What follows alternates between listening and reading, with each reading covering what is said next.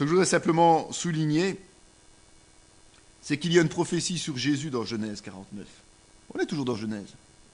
Et on parle encore de Jésus. Premier livre de la Bible, on n'arrête pas de parler de Jésus. C'est incroyable.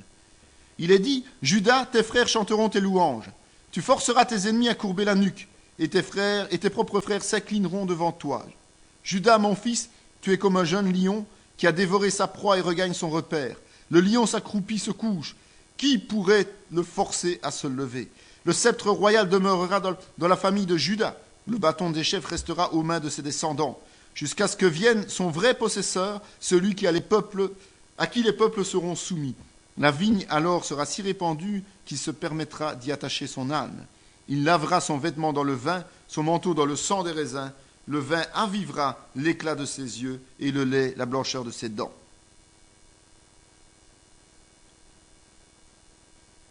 Il n'y a aucun doute quant aux liens qui attachent chaque livre de la Bible. Ce lien, c'est Jésus-Christ, c'est un fait certain. Et même s'il y avait encore un doute, ici, il est dissipé. En fait, si on lit ce passage qui est dans Genèse 49, 8 à 12, on se rend compte qu'en réalité, une partie de cette prophétie n'est pas encore réalisée. La partie qui n'est pas encore réalisée, c'est justement quand il arrivera un moment donné où tous les peuples seront soumis aux descendants de Judas. Or, nous savons que le descendant de Judas, c'est Jésus-Christ, et que ce descendant n'a pas encore obtenu le pouvoir total, puisqu'il n'est pas encore revenu. Et donc, on l'annonce déjà dans Genèse. C'est en fait ce qui est annoncé dans l'Apocalypse. Genèse, Apocalypse, l'alpha et l'oméga, le début et la fin. D'accord ? La royauté de Juda reprend en fait le phénomène du rachat de la rédemption. C'est au travers de Jésus-Christ que tous les peuples seront soumis, parce que tous les peuples arriveront à la rédemption. Et donc, il est clair que pour pouvoir obtenir ce royaume réel, concret, sur cette terre, ce royaume d'Israël auquel tous les peuples seront soumis, il faut que le peuple d'Israël revienne sur sa terre. Et c'est ce que les prophètes décrivent, le retour d'Israël, dont Daniel d'ailleurs en parle déjà, et plusieurs prophètes, dont Ézéchiel, dont toute une série de... Ézéchiel, Zacharie, Ésaïe, tous parlent du retour du peuple juif sur cette terre. On sait que c'est seulement maintenant, à la fin des temps, depuis 1948, qu'Israël revient réellement sur cette terre, mais n'est pas encore le peuple puissant qui est annoncé. Et on sait que Jésus-Christ doit revenir pour que, justement, ce peuple puissant puisse être entièrement soumis, puisse être entièrement le royaume auquel tous les peuples sont soumis. Donc, Genèse annonce déjà que, au travers de la généalogie, c'est par le peuple de Juda qu'arrivera Jésus. Et lorsqu'on reprend la généalogie de Luc que l'on a lue tout à l'heure, eh bien, automatiquement, Judas se trouve dans cette généalogie pour arriver à Jésus. Le roi d'Israël et la royauté d'Israël appartient à Judas. Et nous comprendrons plus tard pourquoi, lorsque nous verrons en fait l'histoire de Joseph, que nous traitons à part, parce que Judas a ses raisons d'avoir été placé par Dieu à cette place aussi. Voilà, nous allons finir ce chapitre par un certain nombre de remarques. Donc nous avons vu effectivement la vie des trois premiers patriarches. Et il y a quand même un certain nombre de choses importantes à souligner qui sont tout d'abord le principe que les Hébreux étaient isolés. Ce que j'ai intitulé la politique d'isolement des Hébreux. Il faut savoir que les Hébreux vivaient sur le territoire de Canaan. Bon. Mais ils étaient vraiment un groupe à part. Pourquoi ? Parce que sur ce territoire de Canaan, c'était des petites royautés, des petites villes, ou des plus grandes villes, qui avaient toutes des concepts polythéistes, plusieurs dieux, qui étaient païennes. et qui avait une règle de vie qui n'était pas une théocratie. Je vous rappelle que nous étions dans le cadre de la théocratie, c'est-à-dire Dieu qui gère les choses. Et donc, les Hébreux habitaient là, mais étaient isolés et devaient rester isolés. Ils refusaient de se mélanger à ces populations-là par ordre de Dieu. D'accord ? Et par exemple, les mariages étaient le plus concret, c'est qu'ils refusaient les alliances justement avec les femmes d'autres peuplades pour éviter de mélanger les populations. Et donc il y avait des risques. Et un des risques principaux était la consanguinité. Donc, à force de se marier dans la même famille, il y avait des risques, justement, à ce niveau-là, des risques de maladie, de malformation, dans l'absolu. Mais ce risque était minime par rapport aux avantages que ça apportait. Et l'avantage principal, c'est que la population hébraïque se tenait à l'abri de tout ce qui pouvait les faire tomber dans le péché, dans l'iniquité qui était pratiquée par les autres nations. Quand on reste entre soi, quand on ne fait pas rentrer des pécheurs chez soi, eh bien, on a beaucoup plus de chances de rester dans les voies de Dieu. Dans une église, c'est exactement la même chose. Si on laisse rentrer le compromis, si on laisse rentrer les pécheurs, si on donne de la responsabilité aux pécheurs, automatiquement, on amène la faute dans son église, et donc l'église a beaucoup plus de difficultés de marcher dans les voies du Seigneur. Il faut savoir qu'à cette époque-là, il y avait beaucoup de rites païens qui allaient jusqu'au sacrifice humain. Donc des églises qui allaient jusqu'à sacrifier les êtres humains, c'était quand même assez particulier. Et donc, par exemple, il y avait les dieux Moloch ou les dieux Baal, où il y avait l'immoralité sexuelle aussi qui était là, où on sacrifiait des enfants. Enfin bon, c'est toute une série de choses qui étaient abominables. Mais il y avait quand même quelque chose de particulier. C'est que le peuple hébreu, qui vivait de façon isolée dans ce pays de Canaan, avait quand même cette particularité, et ça a commencé avec Abraham notamment, de laisser des traces de ces passages.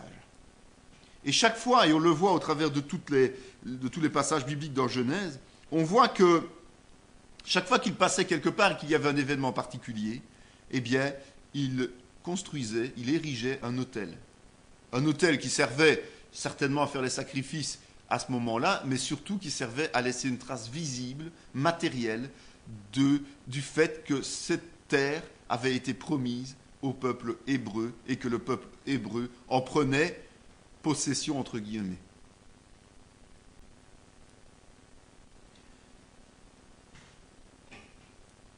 Donc, il y avait, pendant la période des patriarches, ce passage du peuple hébreu à différents endroits des terres cananéennes. Il y avait ces souvenirs, et puis il y avait la famille d'Abraham, au sens large, qui s'installait à des endroits différents, et donc qui a formé ce qu'on appelle la branche abrahamique, donc c'est-à-dire tous ceux qui descendent d'Abraham.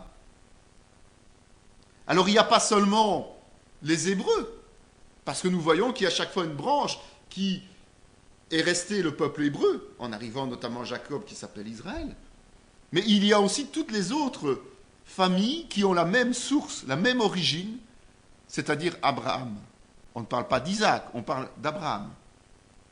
D'accord ? Vous vous souvenez de l'histoire d'Abraham et d'Ismaël, mais là déjà il y avait une branche. Mais Ismaël, tous ceux qui sont issus d'Ismaël sont aussi issus d'Abraham. Et donc font partie de cette grande famille abrahamique, donc de cette famille commune, des origines communes en tout cas. Et là-dedans, il y a effectivement les Ismaélites, mais il y a aussi les fameux Moabites, les fameux Ammonites, les Madianites. Puis il y a eu les Bénéchédem qui se sont liés aux Araméens. il y a eu les Édomites, les Amalécites. En fait, toutes ces tribus-là, on va en entendre parler au travers de toutes les guerres, au travers de la reconquête des 12 tribus d'Israël pour le pays de Canaan et tout ça. Toutes ces familles-là se sont installées en Canaan et ont la même origine d'Abraham, mais n'ont pas la même destinée. N'ont pas la même place dans la vue biblique des choses. Et deviendront souvent des ennemis des Hébreux.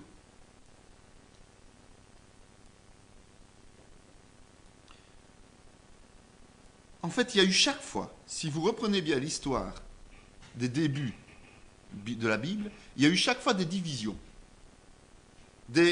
Comme une ligne de démarcation, une séparation complète.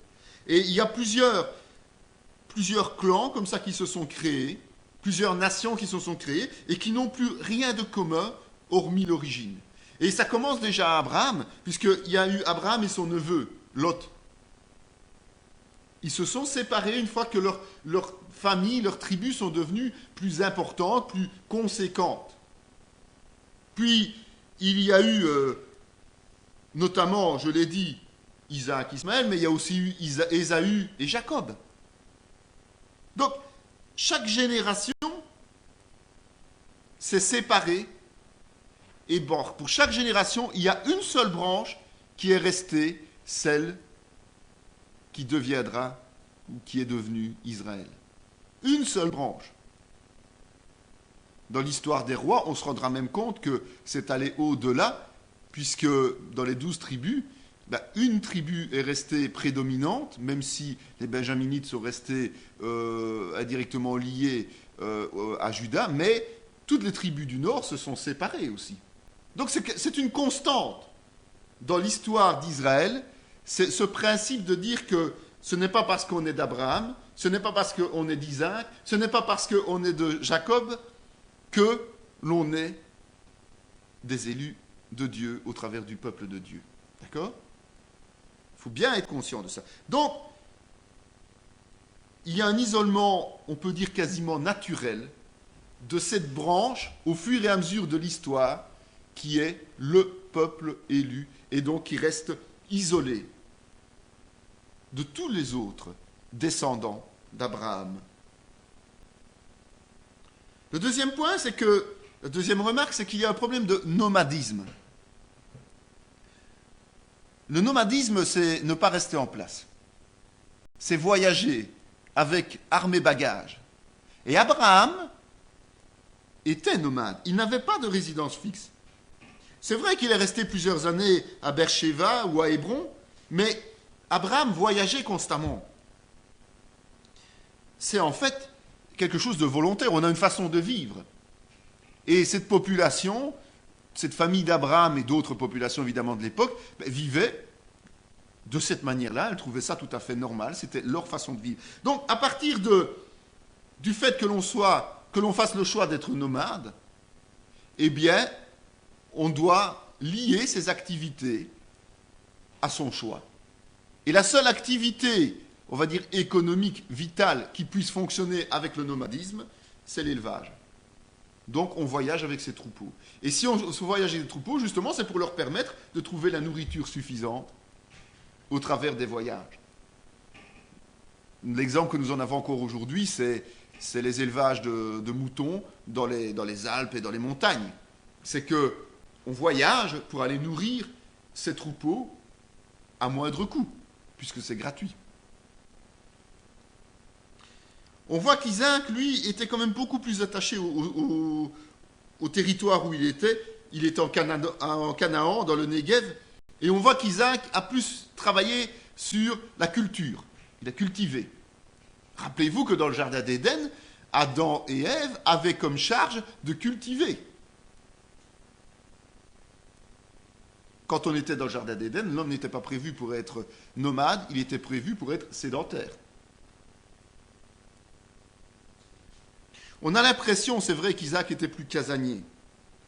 Mais c'est aussi un signe que le peuple hébreu devait tôt ou tard devenir sédentaire, devait tôt ou tard s'installer quelque part. Et ça allait se passer à terme lorsqu'il reviendrait d'Égypte. lorsqu'ils seraient sortis d'Égypte, après Joseph, avec Moïse, une fois qu'ils auraient fini leur pérégrination dans le désert, ils seraient appelés justement à s'installer, tôt ou tard, dans la terre promise, en Canaan. Donc, au moment où Isaac s'est installé, automatiquement la culture a pris de l'ampleur. Puis, on a eu Jacob, et Jacob est revenu au principe d'Abraham, c'est-à-dire qu'il a beaucoup voyagé, Jacob. Ne fût-ce que contraint et forcé par le problème de la famine, contraint et forcé par son comportement vis-à-vis d'Ésaü. Il a dû voyager, il est redevenu nomade, même s'il s'est installé pendant un certain temps chez son oncle, ou chez l'oncle de son... je crois que c'est son oncle, Laban, s'il s'est installé pendant un certain temps là-bas, c'était uniquement pour gagner ses épouses, c'était pas pour rester sédentaire. Donc Jacob a beaucoup voyagé. Et automatiquement, Jacob est devenu aussi un pasteur, un berger, plutôt qu'un agriculteur. La troisième remarque que je voudrais faire concernant les patriarches, c'est justement, qu'est-ce que être un patriarche pour Dieu ? C'est important de savoir ce qu'est un patriarche. Pourquoi ? Parce que dans nos églises aussi, les anciens sont des patriarches, sont des responsables, sont des ministères qui prennent en charge les autres. Donc, c'est important. Il faut d'abord souligner qu'il y avait un signe d'alliance, la circoncision. Et un signe d'alliance, c'est fait pour renforcer les liens dans un clan, dans une tribu, dans une famille. Et donc, ça permet aussi de savoir que l'on appartient à quelqu'un. Et dans le cas de la circoncision pour les Juifs, c'était on appartenait à Dieu.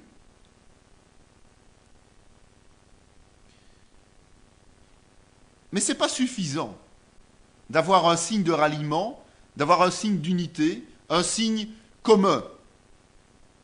Notre signe commun dans l'Église, c'est d'abord ce corps de Christ, et c'est de communier ensemble au niveau des sacrements notamment, et de la Sainte Seine, qui nous remémore chaque fois le sacrifice de Jésus. Ça nous unit de prendre la Sainte Seine ensemble.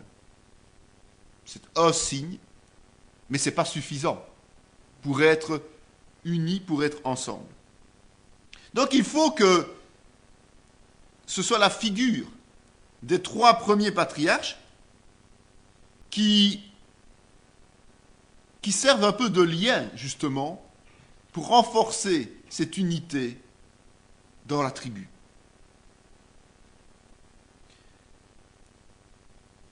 Il faut dire très clairement que les patriarches ne sont pas des dictateurs. Mais ce sont des gens qui savent qu'ils ont reçu un appel de Dieu, puisqu'ils l'ont reçu en direct. Ils l'ont reçu. Et ils savent qu'ils ont une mission prophétique, évidemment, puisque quand on reçoit de Dieu, c'est une prophétie de Dieu, pour guider le peuple, pour guider leur famille au sens large, afin que la promesse que Dieu a faite s'accomplisse. Donc, ils ont reçu un appel. Comme nous, dans le ministère, nous recevons un appel. Ils le savent, donc ils l'appliquent. Le fait de recevoir un appel, le fait d'avoir une mission, le fait d'être responsable de guider leur famille, fait qu'ils sont considérés comme les garants, les gardiens. Et donc ça les rend incontournables.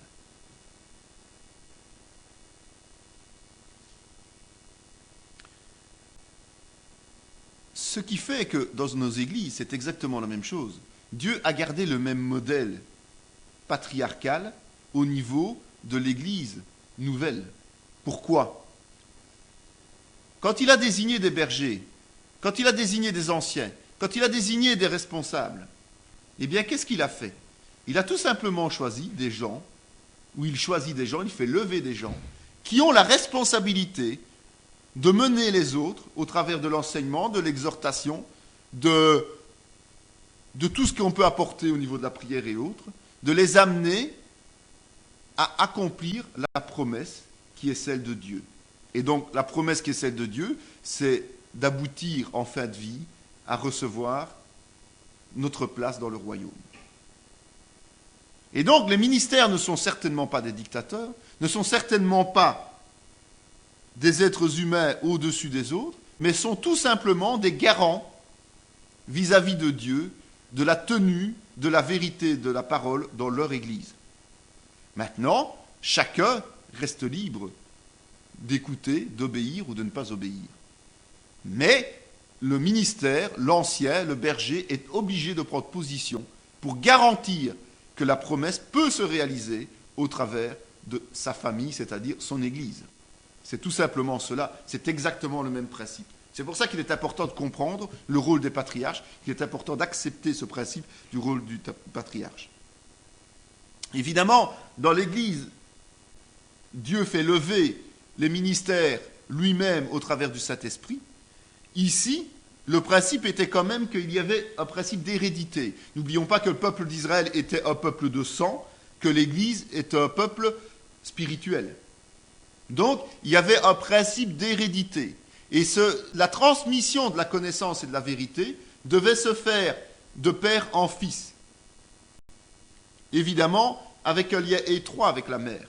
La mère avait une importance primordiale. Et on le voit souvent dans le choix notamment de la succession. On le voit dans le cas de Jacob notamment, où si la mère n'était pas intervenue d'une façon efficace, eh bien, Isaac aurait choisi Ésaü comme son successeur. Or, Dieu ne voulait pas. D'accord ? Donc c'est important. Et le tissu social d'une vie patriarcale se construit au travers de cette relation, de cette cellule familiale. Regardez aujourd'hui l'Église, de nouveau. La famille est le modèle réduit, l'exemple réduit de l'Église. C'est exactement le même principe. Si un ministère ne sait pas conduire sa famille, il ne peut pas conduire une Église. C'est repris dans la parole comme tel. Donc, ce n'est pas une nouvelle invention. L'Église est quelque chose de nouveau, oui, parce que nous avons la possibilité d'être sauvés à nouveau, de pouvoir connaître la vie éternelle, alors qu'avant ça, c'était le peuple hébreu, d'accord ? Mais le concept de fonctionnement reste identique, avec les adaptations dues aux nouvelles révélations que nous avons reçues, et comme je disais, au fait que ce soit un peuple spirituel et non plus matériel, mais le concept patriarcal reste d'application dans le ministère d'anciens et de bergers. Retenons bien ça. Et quand on doit déterminer et définir le ministère d'anciens, eh bien, prenons exemple sur le ministère patriarcal. La Bible est un tout. Ne rejetons jamais l'Ancien Testament et surtout pas les enseignements que nous recevons de ça. Évidemment, le système patriarcal, comme je vous disais, la fonction est là. Le problème, c'est que Israël était un peuple de sang, donc un peuple humain qui vivait pour un Dieu, mais qui devait se transmettre de génération en génération cette connaissance. Et donc, il fallait, comme on l'a vu, transmettre de père en fils. Alors, à partir du moment où il y avait de l'infécondité, c'est-à-dire que la femme était stérile, ou ne pouvait pas avoir d'enfants à ce moment-là en tout cas, même si c'était passager, la survie du peuple, de la famille, était en danger. Parce que s'il n'y a pas de succession, on ne peut pas vivre. C'est la succession qui nous entraînait. Il n'y avait pas de pension et il n'y avait pas d'importation d'étrangers.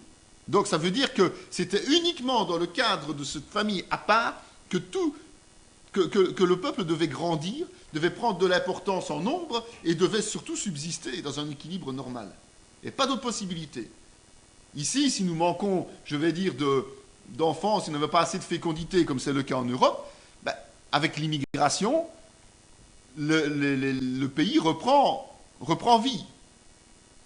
Mais dans ce peuple mis à part, ce n'était pas possible. Donc, une femme qui était stérile, même momentanément, ne pouvait pas apporter un héritier direct, ne pouvait pas permettre justement le passage du flambeau d'une génération à l'autre. Et donc, le patriarche avait une nécessité. C'est que s'il ne pouvait pas avoir une descendance avec sa femme, il devait avoir une descendance avec une autre femme. C'est ainsi qu'on voit à plusieurs reprises le fait que les épouses étaient conscientes de cela. et finissaient par donner leur servante à leur époux pour justement avoir une descendance au travers d'elle. D'accord? Et il y avait la polygamie qui s'expliquait justement par le fait de la nécessité d'avoir plusieurs enfants, plusieurs héritiers pour suppléer en cas de décès prématuré ou d'incapacité de l'un ou de l'autre. Donc, c'était quelque chose de normal, c'était quelque chose de naturel, parce qu'il fallait que cela soit. Évidemment, ce n'est plus le cas aujourd'hui dans nos églises. Donc, il est normal que ça ne fasse plus partie de la vie courante du chrétien. Parce que nous devenons chrétiens par un don gratuit, par une grâce. Nous ne naissons pas chrétiens. Et notre filiation spirituelle est une filiation non pas de sang, mais justement d'esprit. Et donc, lorsque nous transmettons notre connaissance, notre apprentissage à d'autres, ce sont à des enfants spirituels. Celui qui vient à Christ par nous est notre enfant spirituel. Celui qui grandit dans Christ par nous est notre enfant, notre héritier spirituel. Tout simplement. Donc nous ne sommes plus dans les mêmes circonstances. Et comme la terre entière, chaque habitant a la possibilité de venir à Christ, ça ne peut pas s'éteindre de cette manière-là. Notre rôle est d'entretenir la flamme dans notre Église pour que les gens puissent venir, entrer dans l'Église et s'y trouver bien et donner leur cœur à Christ. Ça, c'est notre rôle. Donc, une Église peut mourir, mais l'Église universelle ne mourra jamais tant que Christ ne vient pas l'enlever. Elle ne sera peut-être pas nombreuse quand Christ viendra, mais elle existera toujours. Parce que Dieu fait lever les cœurs et qu'il n'a pas besoin, justement, d'héritiers de chair. D'où ce qui doit nous interpeller aux églises actuelles, justement les héritages de chair. On meurt, ou bien on transmet notre ministère à nos enfants. Ça peut arriver, le Seigneur peut faire lever, comme il l'a fait dans l'Ancien Testament notamment, mais ça ne doit pas devenir systématique, c'est très dangereux. C'est Dieu qui appelle les ministères. Tandis qu'ici, Dieu intervenait, mais il fallait qu'il y ait héritage de sang. D'accord ?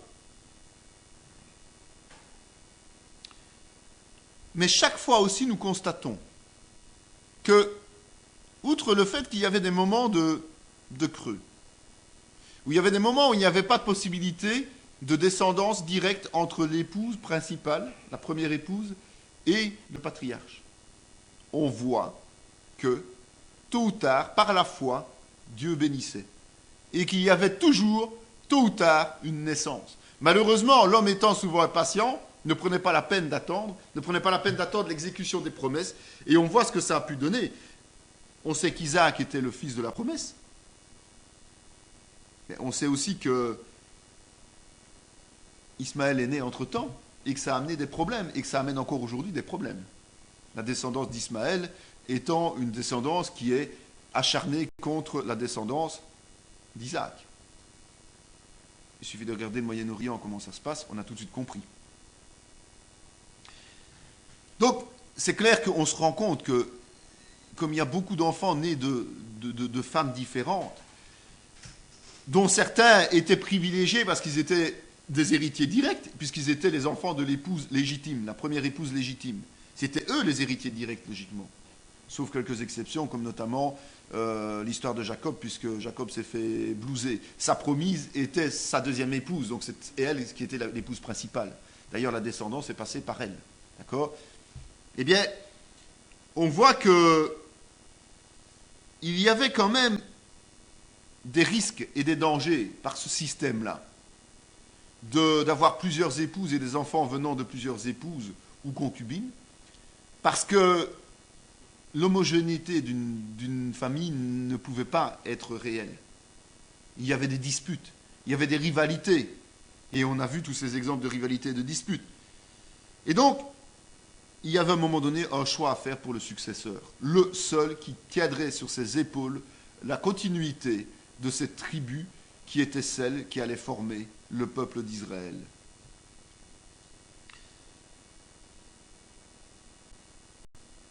il y avait un principe normalement d'héritage qui était institué par Dieu. C'était le droit d'aînesse. L'aîné devait hériter. Mais on voit que dans la direction des choses, dans la direction du peuple de cette tribu d'Israël, ce principe n'était pas respecté par Dieu. En fait, Dieu partait de deux autres valeurs, la valeur morale et religieuse. Donc Dieu ne tenait pas compte de l'âge de l'héritier et de son niveau, de sa place au niveau des naissances, mais Dieu tenait compte des qualités de celui qui devrait porter le poids, le joug de la promesse de Dieu. C'est ce que Dieu a décidé. Dieu est tout-puissant. C'est pour ça que je disais tout à l'heure, attention aux héritages de ministères qui ne se font pas dans la volonté de Dieu, parce que Dieu axe son choix sur des valeurs morales et spirituelles, et nous voyons que les critères de choix dans la parole de Dieu, dans le Nouveau Testament, sont exactement les mêmes que les critères de choix au niveau des patriarches, c'est-à-dire des valeurs. Non pas nécessairement que la personne avait au moment de son élection par Dieu, mais Dieu étant transcendant, savait ce que la personne allait devenir, et donc c'est au travers de ce que cette personne allait devenir, au travers de son travail chez cette personne, que Dieu le choisissait. Alors aujourd'hui, quand le Seigneur nous dirige, fait d'abord lever quelqu'un et nous montre que quelqu'un, il l'a fait lever, ne nous arrêtons pas aux critères visibles de cette personne, mais essayons de demander, ou demandons à Dieu qu'il nous montre ce qu'il va faire de cette personne, à terme, après qu'il soit formé, après qu'il ait accepté d'être tel que Dieu veut qu'il soit. D'accord ? Et c'est ça que Dieu voyait au travers des héritiers. C'était ce qu'ils allaient devenir et pas ce qu'ils étaient. Ok ? La remarque suivante, qui est aussi importante évidemment, c'est ce qu'on peut appeler le choc culturel. Il faut quand même essayer de s'imaginer une chose, c'est que Dieu a ordonné à Abraham de quitter sa terre, quitter la région qu'il écumait de manière régulière, puisqu'il voyageait, pour aller dans un pays qui s'appelait Canaan, et qui était un pays où il était étranger. C'est vrai que l'origine d'Abraham, c'est Our, qui se trouvait plus au nord. Il avait certainement, sa famille en tout cas, avait certainement traversé Canaan, mais lui n'en avait pas de souvenance parce qu'il était enfant. Et puis il revenait vers cette région qu'il avait traversée bien avant, maintenant en adulte, en patriarche, et c'était une région tout à fait étrangère. Il se retrouvait confronté à des populations qui ne vivaient pas du tout de la même façon que lui avait vécu jusque-là. Même s'il s'était accommodé avec les autres populations aux alentours d'où il était, ces populations n'avaient pas les mêmes habitudes que ce que lui avait. Les mêmes conceptions, même concepts de vie que ce que lui avait. Il faut savoir qu'au niveau géographique, c'était aussi tout à fait différent. Il était complètement dépaysé.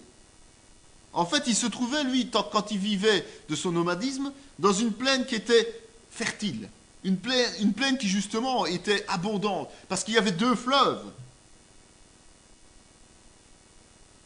Deux fleuves qui irriguaient cette région. Qui amenaient au delta du Nil, en fait. C'était ces fleuves qui pouvaient apporter une végétation luxuriante, et donc qui lui permettait de voyager avec ses troupeaux et de nourrir ses troupeaux sans aucune difficulté. Il était riche, Abraham. Il était riche. Et donc il se retrouvait subitement dans une région beaucoup plus désertique, avec des terres beaucoup plus accidentées, donc montagneuses même, à certains endroits. C'était aride. Il y avait même des déserts. Alors vous imaginez, c'est quand même pas évident de passer d'un sol qui était luxuriant au niveau de la végétation à une région désertique, aride. C'était pas facile. Et le fait que cette région était désertique, évidemment, la spiritualité était différente d'où il venait. Même si d'autres étaient polythéistes dans sa région, ils n'avaient pas ces mêmes concepts que ceux de Canaan. Ceux de Canaan, qu'est-ce qu'ils faisaient? Ils adoraient des dieux qui tournaient autour de l'eau, principalement. Pourquoi? Parce que justement, ils devaient implorer leur Dieu pour recevoir de l'eau. Il manquait d'eau à certaines périodes de l'année, et donc ils devaient implorer les dieux, et automatiquement, on faisait des idoles divines qui concernaient l'eau.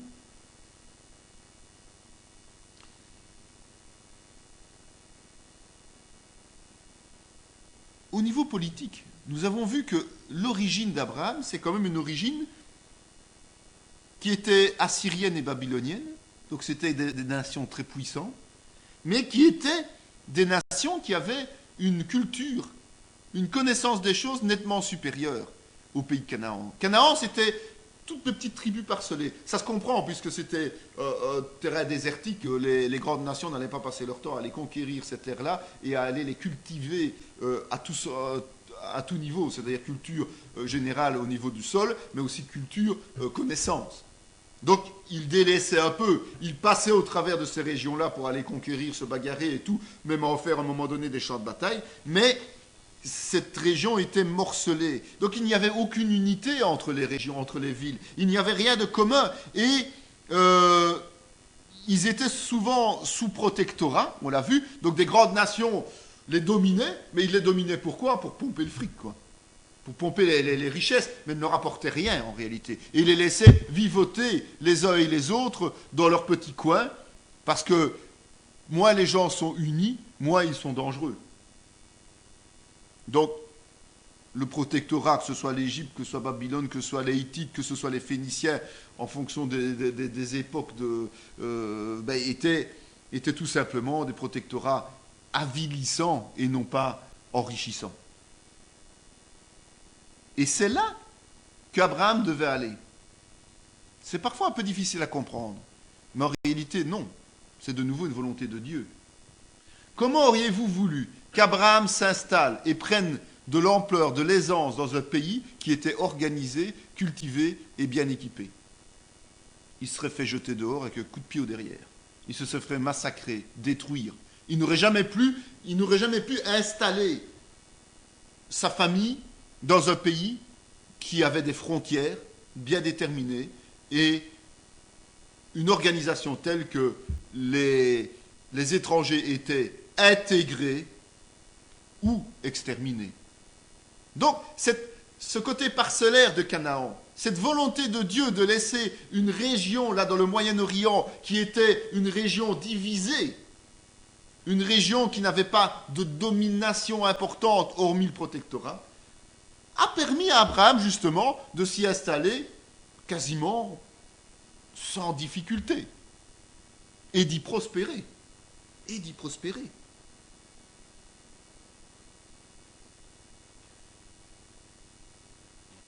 Et comme je vous l'ai dit, cette population babylonienne assyrienne était quand même une population beaucoup plus raffinée, à tous les niveaux. Et à Canaan, c'était ce qu'on peut appeler, sans être péjoratif, vraiment des paysans. C'était des rustres, c'était des gens qui n'avaient pas de finesse. C'est un choc pour Abraham. Vous savez, quand Dieu envoie des missionnaires quelque part, c'est un choc. Imaginez, vous quittez l'Europe pour aller ailleurs, mais vous allez être choqué. Et vous allez dire, mais Seigneur, où est-ce que tu m'envoies? Qu'est-ce qui se passe? Qu'est-ce que tu me fais là? Mais c'est un choc, mais c'est une réalité. Dieu nous envoie dans des endroits où nous serons choqués parfois, mais c'est nécessaire pour pouvoir accomplir les prophéties du Seigneur, les missions qui sont les nôtres.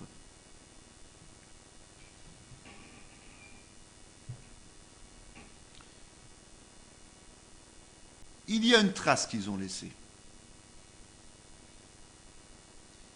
Vous savez, ce qui est assez étonnant avec Abraham, c'est qu'il s'est installé en Canaan et qu'il n'a presque pas fait de guerre, il ne s'est presque pas battu. Il s'est installé, ils ont prospéré, ils se sont divisés avec Lot, et c'est seulement à ce moment-là que Abraham a dû, à un moment donné, aller combattre pour délivrer Lot, qui s'était fait emmener, enlever. Mais sinon, il n'y a pas eu de conquête armée, il n'y a pas eu de bataille. Ce n'est pas comme après du temps de Josué, où ils ont dû gagner terre après terre, combat après combat. Ici, Abraham est arrivé en toute impunité, en toute liberté, s'est installé, a choisi son terrain, a laissé l'autre choisir le sien en premier. Et comme je l'ai dit tout à l'heure, ils ont laissé une trace. C'est en fait le concept. C'est qu'ils ont gagné, non pas par la guerre, mais en laissant des traces. Par contre, après, quand le moment est venu, ils ont fait une conquête au travers de Josué. D'accord ? Ici, Abraham venait comme éclaireur, en quelque sorte, de la part de Dieu. Il venait prendre position de cette terre que Dieu avait promis pour le peuple d'Israël.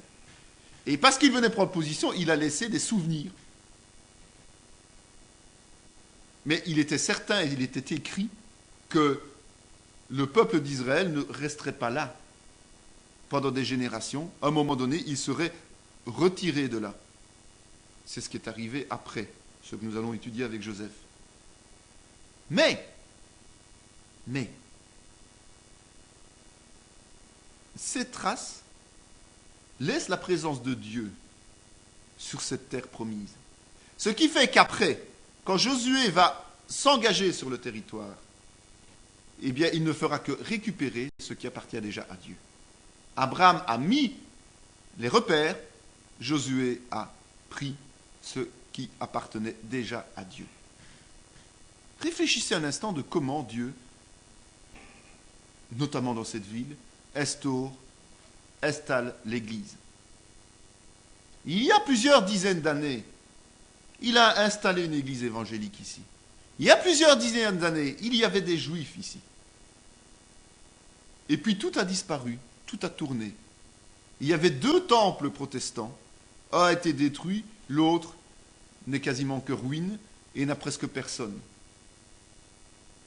Et puis un jour, il nous a mis sur le cœur de venir dans cette ville.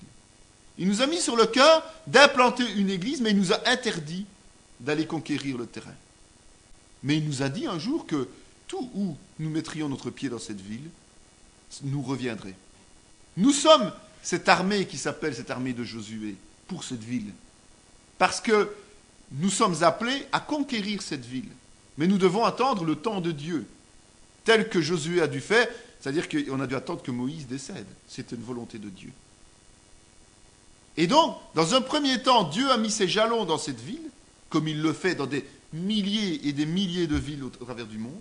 Il met ses jalons, et puis pendant un temps, il y a un vide, une attente.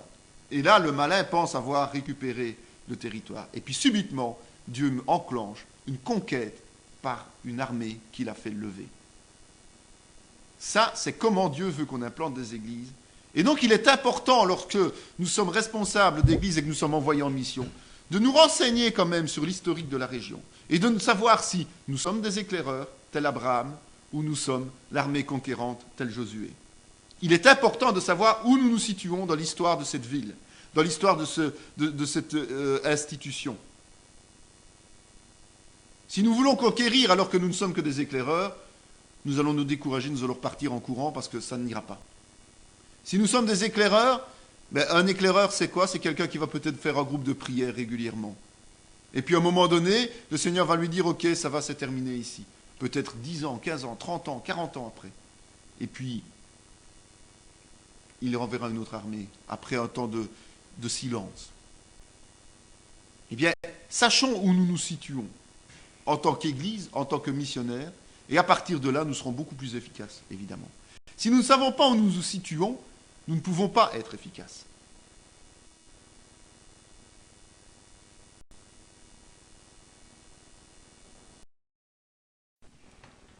Voilà, nous avons vu les 3 premiers patriarches. Vous savez tous quand même qu'il y en a 4, et que donc on ne pouvait pas laisser le 4e de côté.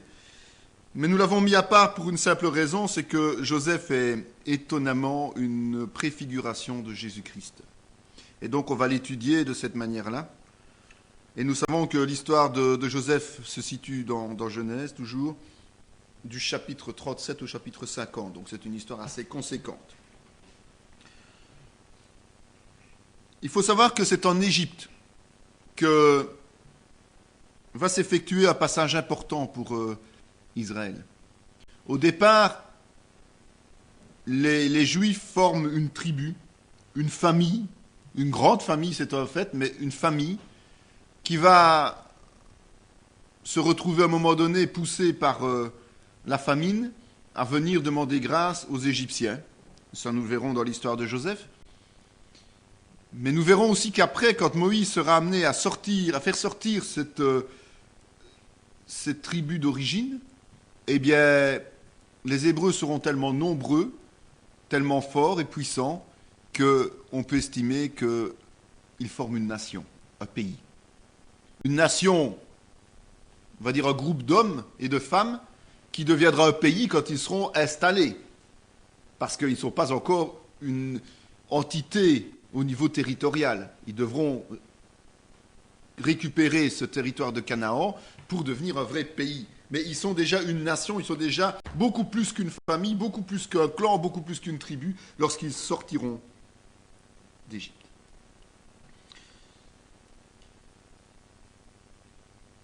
En fait, c'est au travers de toute une série d'épreuves, toute une série de combats qu'ils devront mener, qu'ils vont passer de ce statut de simple famille agrandie au statut d'État. C'est comme le chrétien. Le chrétien est amené à grandir au travers de quoi ? Au travers d'épreuves, au travers de combats qu'il doit mener pour devenir de plus en plus autonome, de plus en plus fort et mature. Israël aimait Joseph plus que tous ses autres fils, parce qu'il l'avait eu dans sa vieillesse. Et il lui fit une tunique de plusieurs couleurs. Ses frères virent que leur père l'aimait plus que tous, et ils le prirent en haine. Ils ne pouvaient lui parler avec amitié. Il faut savoir on l'a vu sur le tableau, Joseph est le 11e enfant de Jacob, et il est le fils de Rachel, la préférée de Jacob.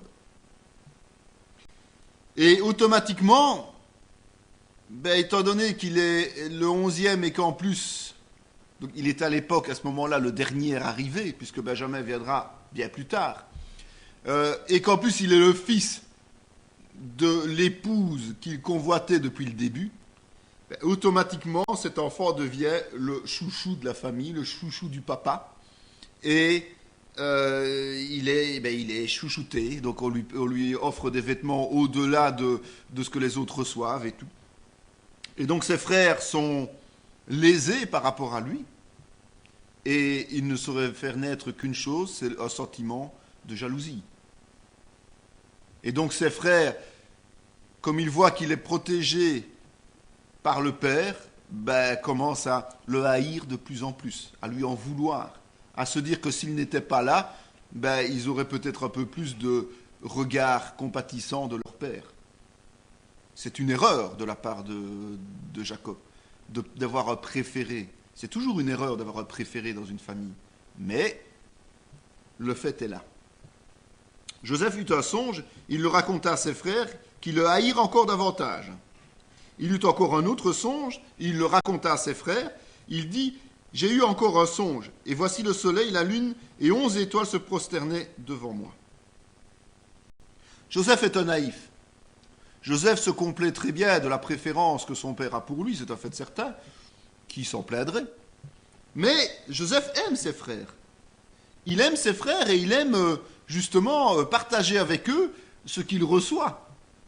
Mais naïvement, évidemment, parce qu'il est en train de leur raconter des trucs qui, quelque part, annoncent des prophéties le concernant, qui sont des prophéties d'une importance primordiale, de nouveau au détriment de ses frères. Donc ses frères peuvent penser non seulement qu'il est le préféré de son père, mais qu'il est aussi le préféré de Dieu. Ça commence à faire un peu beaucoup pour eux. Alors, ces deux visions, ces deux songes ont quand même beaucoup d'importance. Et on va d'abord s'y arrêter avant d'aller plus loin. Le premier concernait une gerbe qui se dressait parmi ses frères qui étaient prosternés. Déjà là, quand vous allez dire à vos frères, écoute, j'étais la gerbe élevée, et puis vous étiez prosternés autour de moi, Bon, je sais pas, c'est le plus jeune, c'est le plus petit. Je vous rappelle quand même que le principe du droit d'aînesse était un principe d'héritage, donc un principe héréditaire. Donc ses frères étaient dans l'ordre un peu comme quand on voit aujourd'hui nos rois et nos reines avec l'ordre décroissant d'accès au trône. Ben, il était le 11e, il était le dernier, lui, normalement. Alors quand il vient dire à ses frères gentiment, bah écoutez les gars, j'ai vu que vous étiez prosternés devant moi. Bon. Il faut savoir que Jésus, lui aussi, va naître dans une famille où il y aura plusieurs enfants. C'est vrai qu'il sera l'aîné. C'est logique, puisqu'il devait naître d'une vierge, donc il n'était pas possible qu'il y ait d'autres enfants avant lui. Il est dit dans Romains 8, 29, « Car ceux qu'il a connus d'avance, il les a aussi prédestinés à être semblables à l'image de son Fils, afin que son Fils fût le premier-né entre plusieurs frères. » Donc, il est clair que la naissance de sang de Joseph n'était pas une naissance d'aîné, puisqu'il est né après les autres. Mais la naissance spirituelle de Joseph, il allait devenir le numéro 1 pour Dieu. Il allait devenir le patriarche, le 4e patriarche. Donc il était choisi par Dieu pour devenir celui qui dirigerait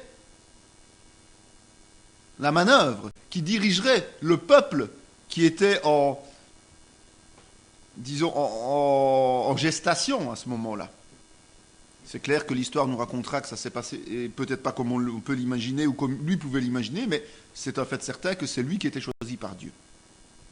Comme Jésus, d'ailleurs. Alors le second songe, c'est que on montrait que même la lune, le soleil et les étoiles se prosternaient devant lui. Imaginez de nouveau quand il est allé raconter ça à ses frères. Comment voulez-vous que ses frères ne le haïssent pas, ne le prennent pas pour un doux rêveur et n'aient pas envie de l'étriper? Et Jésus là-dedans, Jésus est le Fils de Dieu. D'accord? Il est Dieu lui-même. Et donc il est créateur de toutes choses. Donc ça veut dire qu'il est dit que toute la création s'humiliera devant lui pour l'adorer. Et si nous prenons le passage de Colossiens 1, 15, 20, il est l'image du Dieu invisible, le premier-né de toute la création, car en lui ont été créées toutes les choses qui sont dans les cieux et sur la terre, les visibles et les invisibles, trône, dignité, domination, autorité. Tout a été créé par lui et pour lui. Il est avant toute chose, et toute chose subsiste en lui. Il est la tête du corps de l'Église. Il est le commencement, le premier-né d'entre les morts, afin d'être en tout le premier. Car Dieu a voulu que toute la plénitude habitât en lui. Il a voulu par lui réconcilier tout avec lui-même, tant ce qui est sur la terre que ce qui est dans les cieux, en faisant la paix par lui, par le sang de sa croix. Donc Jésus est venu pour racheter, mais Jésus est venu aussi pour reprendre position telle que Dieu l'avait prévue. Et la vision que l'Éternel donne à Joseph est en fait cette vision de Jésus-Christ qui, à un moment donné, sera adoré par toute la création. Au travers de la croix, il n'a pas seulement réconcilié l'homme avec Dieu, il a réconcilié l'entièreté de la création dans les cieux et sur la terre. Donc en fait, tout sera amené et tout est amené à l'adorer. Et c'est clair que Joseph avait un comportement similaire à Jésus. Joseph a reçu les paroles de Dieu et il ne s'est pas tu. Il a partagé ces paroles de Dieu avec ses frères.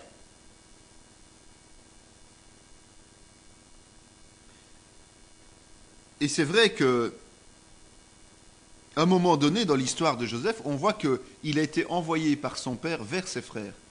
Vous savez que c'est Joseph qui est un peu le larbin.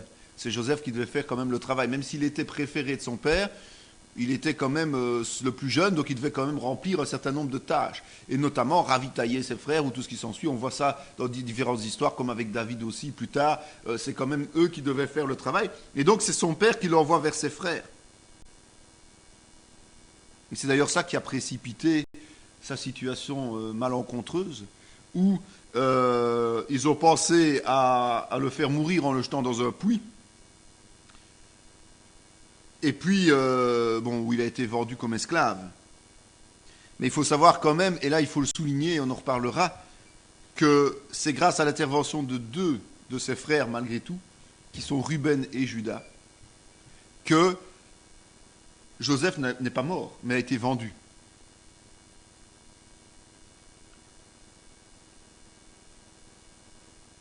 Et c'est vrai que la parole nous dit, et Jésus le dit, que à cause de son nom, il y aurait inimitié dans les familles. Et donc, à cause du nom de l'Éternel, il y a eu inimitié dans la famille de Jacob. Il y a eu une scission, il y a eu une brisure, il y a eu un moment donné où les autres n'ont pas compris que Dieu avait choisi Joseph et pas les autres pour succéder à Jacob.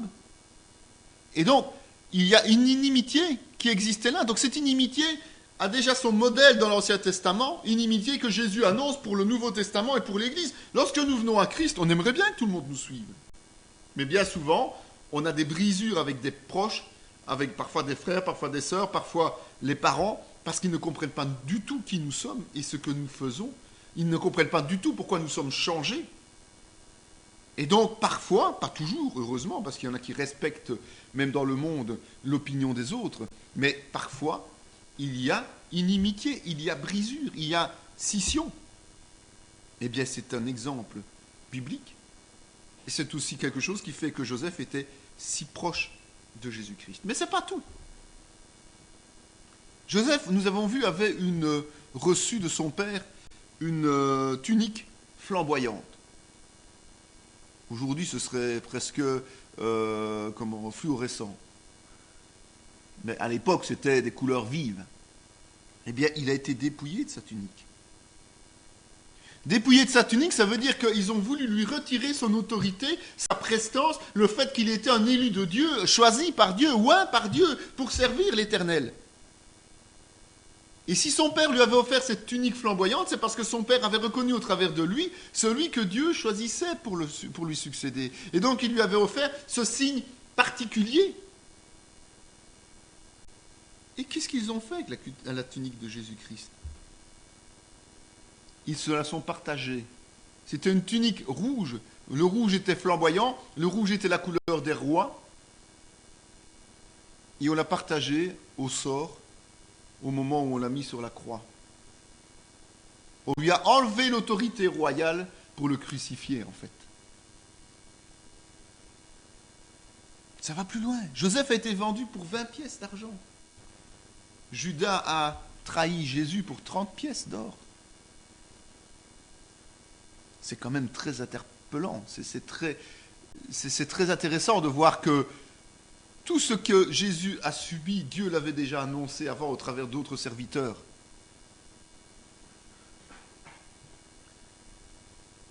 Et ce qui est merveilleux dans les deux situations, c'est que Dieu ne les a jamais abandonnés, aucun des deux. C'est que Dieu avait un dessein particulier pour leur vie et qu'ils sont arrivés à l'aboutissement de ce dessein par la grâce de Dieu. On en revient à l'histoire. Et il est dit au verset 36 du chapitre 37, « Les Madianites le vendirent en Égypte à Potiphar, officier de Pharaon, chef des gardes. » Joseph a été porté disparu, un peu comme ici on ferait maintenant avec avis de recherche. Joseph a disparu.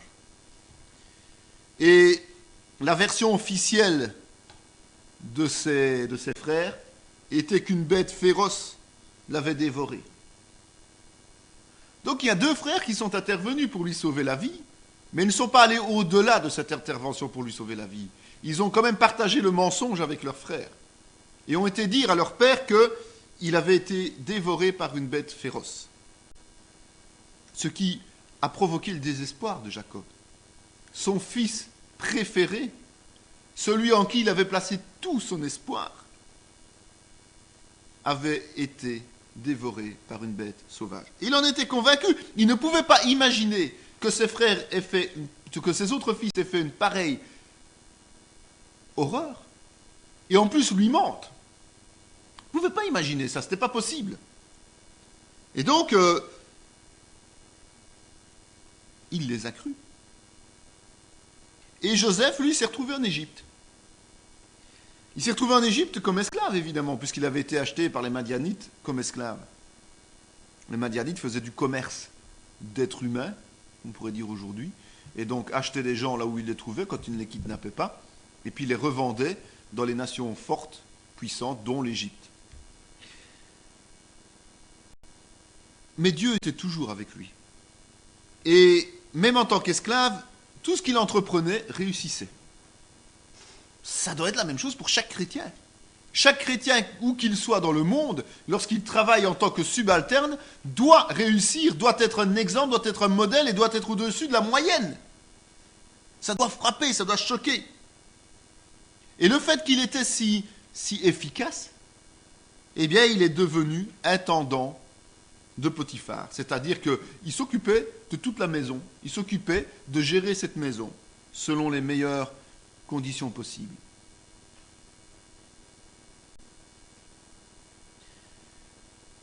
Ça amène toujours une certaine convoitise, une certaine jalousie, une certaine situation difficile. Ne nous étonnons pas, nous en tant que chrétiens, si nous sommes au-dessus de la moyenne, que des gens soient jaloux de nous et nous tentent des pièges, tentent de nous briser pour éviter justement d'être trop en porte-à-faux par rapport à la qualité de ce que nous amenons. Mais aussi, ça peut amener des convoitises différentes.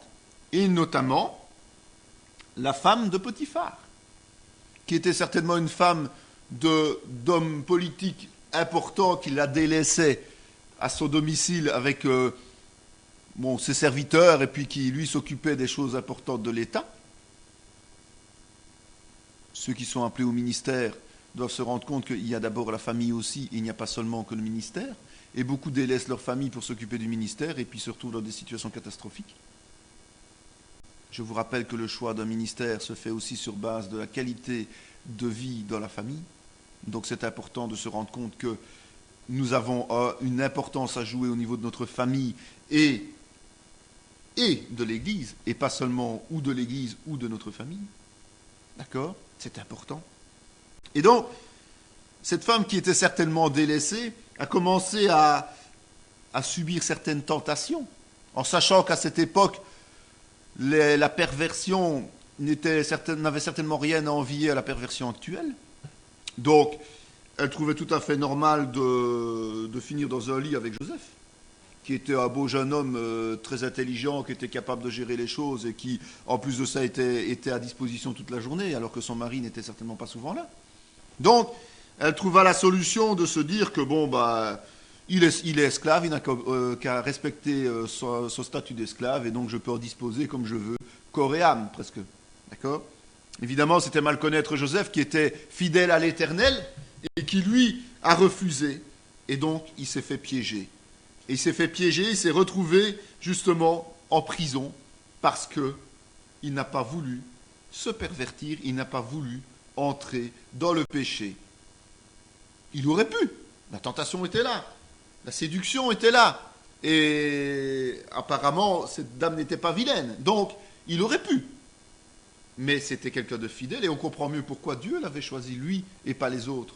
Les autres étaient capables de construire sur son dos un piège mortel, et de mentir à leur père, quitte à le rendre malheureux pour le restant de ses jours.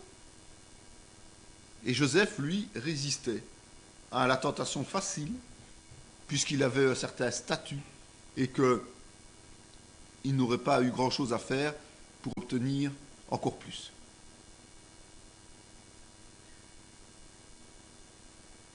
La prison, c'est l'image d'une épreuve spirituelle. Donc Joseph, alors qu'il était déjà dans une situation, on va dire, enviable, se retrouve subitement rétrogradé et emprisonné. Il faut quand même savoir que Dieu, je vous le rappelle, ne nous éprouve jamais sans un but précis pour nos vies. Donc, pas de panique quand Dieu nous donne une épreuve, sauf si elle est due à la désobéissance évidemment, mais s'il nous donne une épreuve, pas de panique, parce que c'est voulu par Dieu et ça a un objectif précis. Et Joseph, lui, en était conscient de ça. Il en était conscient et il glorifiait Dieu, malgré le fait qu'il était en prison. Jésus aussi était soumis de la même manière. Même en Gethsémane, lorsque il a demandé à Dieu d'éloigner la coupe, il a dit, mais que ce soit selon ta volonté. Il a toujours loué le Seigneur, il a toujours, par sa façon d'agir et sa façon de respecter la volonté de Dieu, il a glorifié Dieu.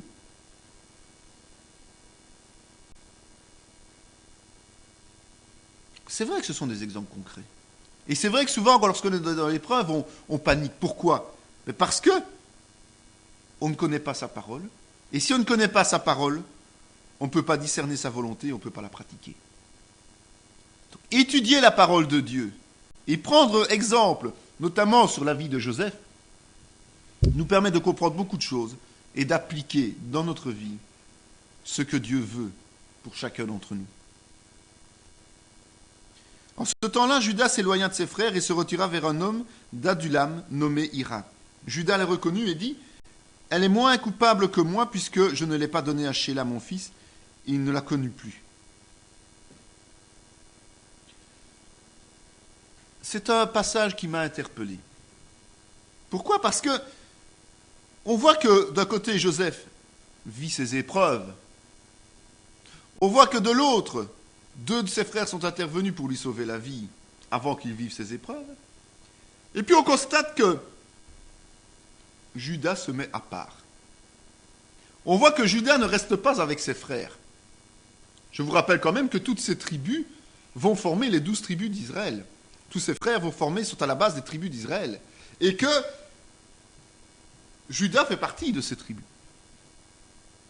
Et Judas décide qu'il doit quitter le reste de sa famille pour un temps.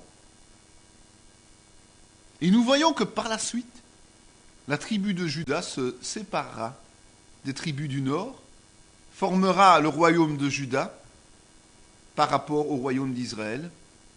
Et c'est ce royaume de Juda qui tient la promesse du Messie, comme nous avons vu la prophétie de Jésus. Et c'est au travers de cette royauté-là que Jésus arrivera. On voit que l'histoire a déjà ses prémices. Et donc ce qui arrivera plus tard est déjà bien réel ici. Judas a pris du recul par rapport à ses frères.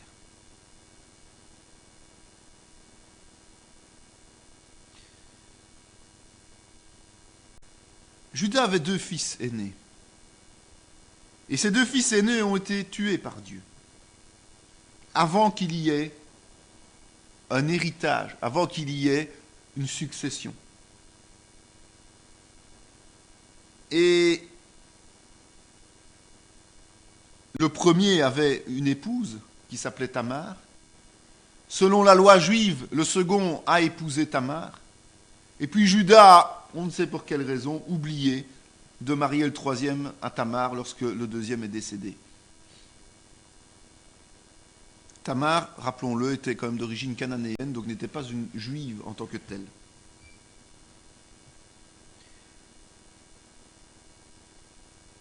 C'est une obligation d'épouser sa belle-sœur, en fait, lorsque le mari décède. C'est une obligation, c'est inscrit dans les règles du peuple hébreu. Pour garantir ce que j'expliquais précédemment, la succession, l'héritage de la famille, de la tribu. Il faut que la tribu reste entière et vivante.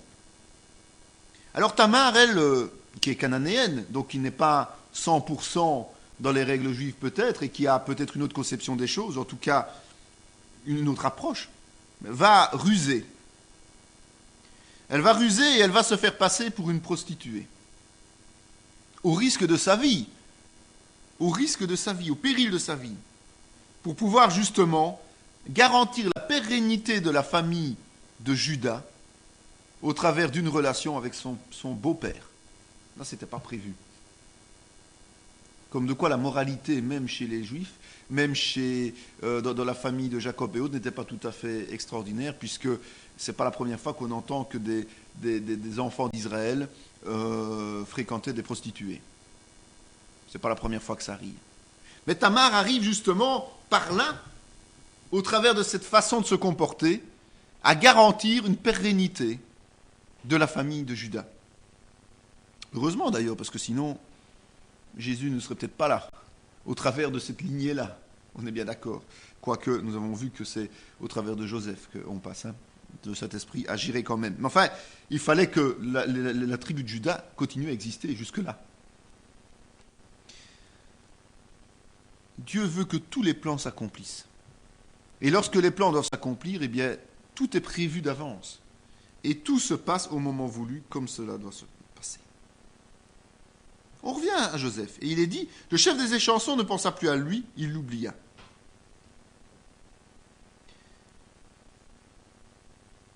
Vous savez, vous connaissez cet épisode qui fait qu'à un moment donné, Joseph qui était en prison s'est retrouvé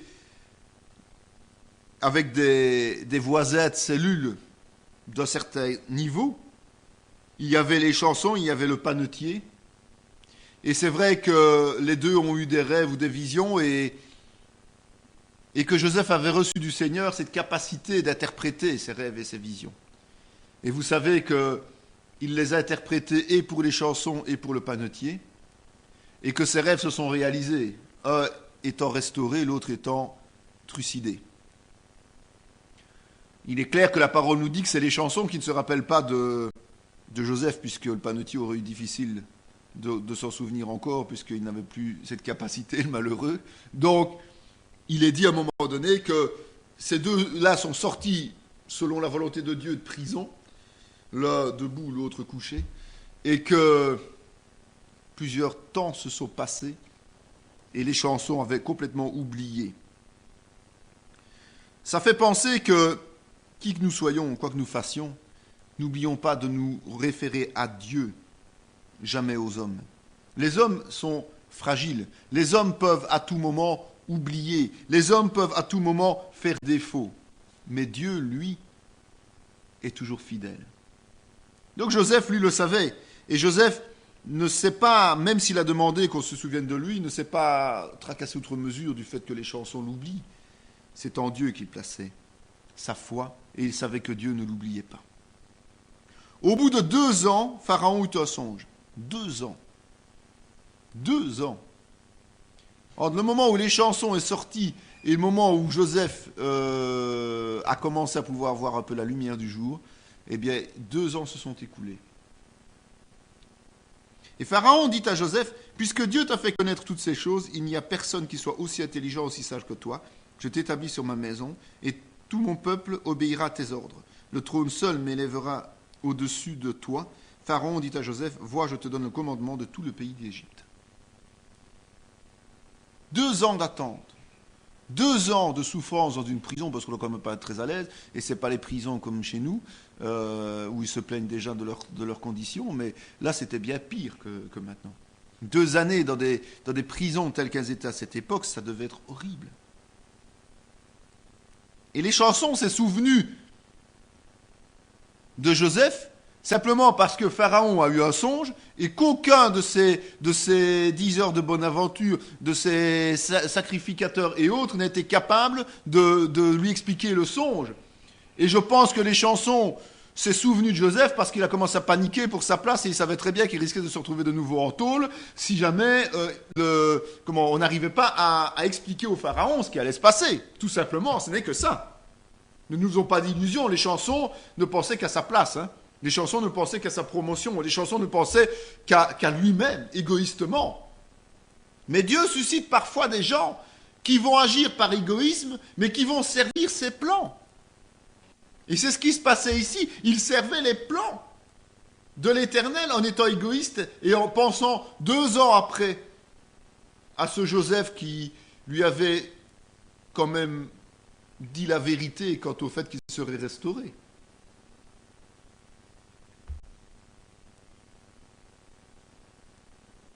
Il faut savoir quand même que Pharaon était considéré comme un dieu vivant, un homme-dieu. Pharaon était quelqu'un qui avait droit de vie et de mort sur n'importe qui.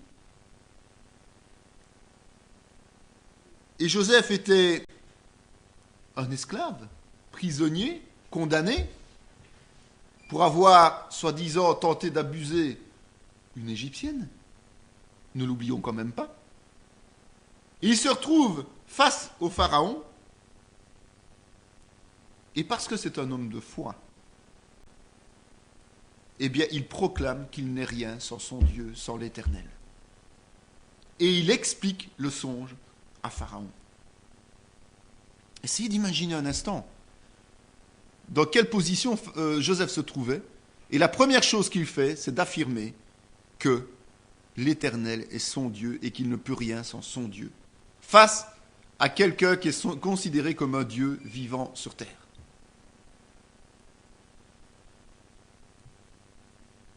Ça interpelle quand même. Ça rappelle à l'ordre quand même. Combien de fois est-on même gêné de dire que nous sommes rien que chrétiens? Combien de fois sommes-nous gênés de dire que nous sommes différents des autres? Combien de fois avons-nous peur de dire que c'est grâce à Dieu que nous sommes dans telle ou telle situation et que nous pouvons faire telle ou telle chose? Que nous croyons en Jésus-Christ? Combien de fois? Parce qu'on va paraître ridicule, parce qu'on a peur des réactions, Mais c'est à partir de là que le royaume de Dieu ne peut pas avancer. Le courage d'être ce que l'on est la priorité des priorités. C'est pour cela que l'on dit que la peur n'est pas de Dieu. Ça ne sert à rien d'aller courir dans les rues et dire j'aime Jésus, c'est pas ça non plus. Mais quand on a l'occasion de parler de Jésus-Christ, il faut parler de Jésus-Christ. Si Dieu nous ouvre une porte, comme il l'a fait avec Joseph à cette époque, eh bien, Dieu permettra et veut que l'on parle de Jésus-Christ. C'est facile de dire ah mais oui, mais nous sommes chrétiens, mais nous ne sommes pas différents des autres. C'est beaucoup plus difficile de dire nous sommes chrétiens et nous sommes différents des autres. Parce que dans notre vie, Jésus est présent et dans notre vie, Jésus agit. Et c'est parce que Jésus est intervenu dans ma vie que je suis différent aujourd'hui. Et vous pouvez devenir différent. Vous pouvez aussi avoir cette opportunité d'avoir Jésus dans votre vie. Et Joseph a dit, mais vous avez un songe, vous, le roi égyptien, le pharaon. Mais moi, je ne suis rien sans l'Éternel. Il est en train de lui dire, mais l'Éternel est au-dessus de toi. Au-dessus de toi, Pharaon. Ne crois pas que tu es tout puissant sur cette terre. Mon Dieu est au-dessus de toi. Et je vais t'expliquer ce songe, parce que c'est grâce à mon Dieu que moi je vais t'expliquer ce songe. Et il lui annonce qu'il y aura 7 ans d'abondance, 7 ans de famine. Et ce qui est assez fou dans cette histoire, c'est que la traversée du désert que Joseph a faite dans la prison, toutes ces années passées à attendre que Dieu vienne le délivrer, fait que d'un poste d'esclave intendant chez une personnalité égyptienne, il devient le bras droit de Pharaon d'Égypte, rien que sur une interprétation de songe. Et vous imaginez ? Rien que sur une interprétation de songe. N'oubliez pas que Pharaon a demandé à des centaines et des centaines de devins et autres de lui interpréter ce songe. Aucun n'a été capable de dire quoi que ce soit. Et seul Joseph, qui parle au nom de l'Éternel, est capable de lui expliquer exactement ce qui va se passer. Pharaon n'est pas obligé de le croire. Pharaon peut dire, mais tu es complètement farfelu. Nous sommes dans le delta du Nil, nous avons cette terre irriguée, donc pourquoi connaîtrions-nous une famine? En plus, dans 7 ans, enfin, la 8e année, il aurait pu dire, mais enfin, mon gars, non, quand Dieu décide quelque chose, quand l'Éternel, et que nous osons l'affirmer, est au-dessus de toute chose, comment voulez-vous que même Pharaon puisse résister à la volonté de Dieu? Dans ce cas-ci, Pharaon fait exactement ce que Dieu veut pour Joseph. Pharaon veut installer Joseph dans une situation telle que l'histoire de son peuple, Israël, va prendre une autre ampleur. Et pour ce faire, eh bien, Joseph se voit attribuer toute la gestion du royaume, en ce compris évidemment tout ce qui est alimentaire. Et Joseph, qui est quelqu'un de prévoyant, et puis qui est dirigé par l'Esprit de Dieu, Joseph fait des réserves pendant les années d'abondance, pour qu'au moment voulu, le peuple égyptien, oui, puisse manger, mais surtout, et ça c'est le plan de Dieu, Jacob et sa famille puissent rejoindre l'Égypte.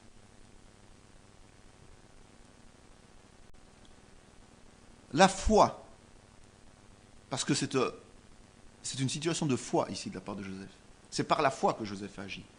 La foi ouvre toutes les portes et la crainte les ferme. Si Joseph avait hésité, s'il avait eu peur, rien n'aurait marché. Alors, Nous devons oser servir la volonté de Dieu et affirmer publiquement que nous croyons en Jésus. Si nous ne le faisons pas, nous empêchons les plans de Dieu de se réaliser par rapport à ce qu'il a prévu. Je le dis bien, ce n'est pas d'être insensé d'aller crier Jésus sur tous les toits, parce que Joseph, pendant plusieurs années, est resté en prison et n'a pas tout le temps parlé de l'Éternel, en tout cas, ce n'est pas remis dans la parole. Mais au moment voulu, quand Dieu lui a donné la possibilité de proclamer sa toute-puissance, il n'a pas tremblé. Et face à l'homme le plus puissant de la terre à ce moment-là, Pharaon, il a affirmé qui était l'Éternel.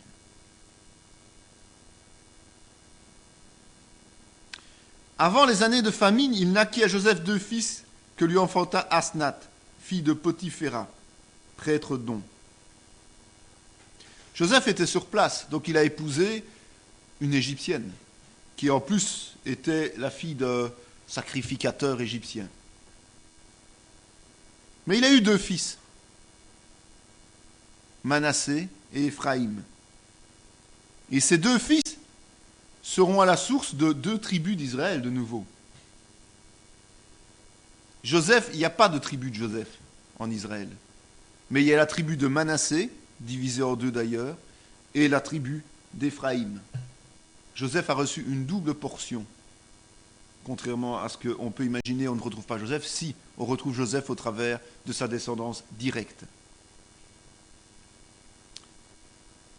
La famine régnait dans tout le pays. Joseph ouvrit tous les lieux d'approvisionnement et vendit du blé aux Égyptiens. La famine augmentait dans le pays d'Égypte. Jacob, voyant qu'il y avait du blé en Égypte, dit à ses fils, « Pourquoi vous regardez-vous les uns les autres ?» Il dit, « Voici, j'apprends qu'il y a du blé en Égypte. Descendez-y pour nous en acheter là, afin que nous vivions et que nous ne mourions pas. » On est en pleine crise de famine. Il y a une sécheresse partout dans le Moyen-Orient. Ce n'est pas qu'en Égypte que la sécheresse a lieu. Mais en plus, vous imaginez, le pays de Canaan, qui est un pays déjà plus aride, plus désertique, souffre encore plus de cette situation de famine. Et donc, Jacob n'a d'autre solution que d'envoyer ses fils en Égypte. Lui qui ignore tout de la situation. Vous savez, on n'a pas la télévision. Hein. Quand Joseph est devenu superintendant, il n'y a pas eu des flashs spéciaux CNN sur tous les écrans pendant 24 heures d'affilée avec des petites banderoles qui défilaient tout le temps. Joseph, superintendant du Pharaon. Ça n'existait pas à l'époque. L'information ne passait pas de la même façon. Il n'y avait pas de journaux, il n'y avait pas le quotidien tous les jours qui disait « Ah tiens, on va regarder dans les pages régionales ce qui s'y passe. » Non, ça n'existait pas. Donc, ce qui se passait en Égypte n'était pas connu en Canaan. La seule chose que Jacob savait, c'est que l'Égypte était appelée le grenier du monde. Ça veut dire que l'Égypte était un endroit très fertile et que même quand il n'y avait plus de nourriture ailleurs, là en Égypte, il y en avait. Ça, il le savait. Ce qu'il ignorait évidemment, c'est que le Seigneur avait prévenu que même en Égypte, il y aurait une famine et que c'est grâce au fait que ce soit un serviteur de Dieu qui a été à l'écoute du Seigneur qu'il y avait des réserves de nourriture, sinon il n'y en aurait pas eu non plus. Toute cette région aurait été désertique et beaucoup de morts. Mais là, non. Et Joseph envoie ses fils, mais il garde le cadet, Benjamin. Benjamin est né de la même mère que Joseph. Et Benjamin, quelque part, a un peu remplacé l'absence de Joseph auprès de Jacob. Et Benjamin était, porte bien son nom d'ailleurs, était quand même quelqu'un qui était de nouveau choyé par Jacob. Contrairement à ce qu'on peut imaginer, Jacob n'était pas quelqu'un de très équitable dans ses préférences par rapport à ses enfants. Mais ça arrivait souvent dans l'Ancien Testament, avec les patriarches et autres. Il y avait toujours des préférences, toujours des problèmes comme ça. Et donc, ses frères arrivent en Égypte. Mais il faut bien essayer de s'imaginer aussi comment ça se passe. Joseph, lui, est égyptien quelque part, dans sa façon d'être, dans sa façon d'être habillé. Les Égyptiens, d'après ce qu'on a vu dans les hiéroglyphes et les bas-reliefs, se maquillaient. Les Égyptiens portaient des vêtements très particuliers, des ornements très particuliers. Donc, il ne ressemblait plus à ce qu'il avait été. En plus, il y avait plusieurs années qui s'étaient passées, puisque nous voyons qu'il a été esclave de Potiphar, qu'il y a eu ce problème de prison pendant plus de 2 ans, et puis qu'il y a eu 7 ans d'abondance, et seulement après, c'est la famine. Et la famine, ne nous imaginons pas que c'est dès la première année que que Jacob a envoyé ses enfants. Non, c'est seulement après un certain temps que, bon, ils ont épuisé leurs réserves aussi, qui n'étaient peut-être pas très, très importantes, mais bon, il y a quand même eu encore un peu de réserve avant que vraiment ils soient privés de tout. Et donc, c'est seulement après autant d'années et avec un faciès tout à fait différent. Les Égyptiens étaient longiformes et avaient une présentation tout autre, que ses frères se sont trouvés face à lui. Mais eux, certes, avaient vieilli, mais ils étaient toujours dans la même coutume qu'avant, et Joseph les connaissait. Donc il était tout à fait normal et tout à fait logique, contrairement à ce qu'on peut nous raconter et dire, oui, mais enfin, c'est complètement aberrant qu'il n'ait pas reconnu Joseph. Non, il est tout à fait possible qu'il ne l'ait pas reconnu, mais que lui, il les ait reconnus. D'ailleurs, la parole nous dit que tout de suite, il les a reconnus. Mais eux, pas. Il devait aussi avoir un langage châtié, un langage très, très, très pointu. Les Égyptiens parlaient d'une manière particulière. C'était des gens, des érudits, des gens qui connaissaient beaucoup de choses. Donc ça, c'était Joseph. Et vous voyez d'ailleurs que Joseph était à la tête d'un pays polythéiste, hein, en étant monothéiste. Donc Dieu peut nous placer n'importe où dans le monde pour gérer les choses. Hein. Et donc, c'était évidemment un rendez-vous programmé par Dieu. Et on a vu que cette famille était brisée au départ, et puis ici, elle était de nouveau rassemblée. Tous les frères de Jacob sont venus, sauf Benjamin que Jacob a gardé près de lui, mais les autres, donc Judas avait rejoint les autres. Et cette famille brisée était, selon la volonté de Dieu, de nouveau ensemble, puisqu'ils allaient vers Joseph, sans s'en rendre compte, évidemment. Joseph leur dit, je viens de vous le dire, vous êtes des espions. Voici comment vous serez éprouvés par la vie de Pharaon. Vous ne sortirez point d'ici que votre jeune frère ne soit venu. Si vous êtes sincère que l'un de vos frères reste enfermé dans votre prison, et vous partez, emportez du blé pour nourrir vos familles. Il s'éloigna d'eux pour pleurer, il revint et leur parla, puis il prit parmi eux Siméon et le fit enchaîner sous leurs yeux. La rencontre a été assez rude. Imaginez, essayez un peu de vous mettre à la place de Joseph. Bon, c'est vrai qu'il est superintendant, c'est vrai qu'il a une puissance extraordinaire. Ça, c'est un fait, à ce moment-là. Mais bon, quand les autres arrivent, il y a beaucoup de souvenirs qui doivent revenir. Vous savez, c'est un peu comme tout le monde vit ça. On a des mauvais souvenirs avec quelqu'un, puis on ne voit plus la personne, on oublie, on case. Et puis, subitement, on rencontre cette personne, et là, les souvenirs reviennent. Vous imaginez, il a dû voir des flashs passer devant ses yeux, c'est pas possible. Il a dû se voir jeter dans le puits, retirer du puits, ça n'a pas dû être fait de façon très, très agréable, hein, c'était brutal. Et puis vendu comme ça, il a dû voir ses frères s'éloigner, lui qui était encore enfant quasiment. Il a dû voir ses frères s'éloigner, lui prisonnier, et puis être seul là-bas. Vivre vraiment des choses horribles, la prison, la trahison, enfin tout. Et puis il se retrouve face à eux. Il les reconnaît. Mais il se rend compte que c'est son père qu'il veut voir, lui. C'est son père et puis, bon, dans la conversation, il comprend quand même qu'il y a un autre frère qui est là, Benjamin.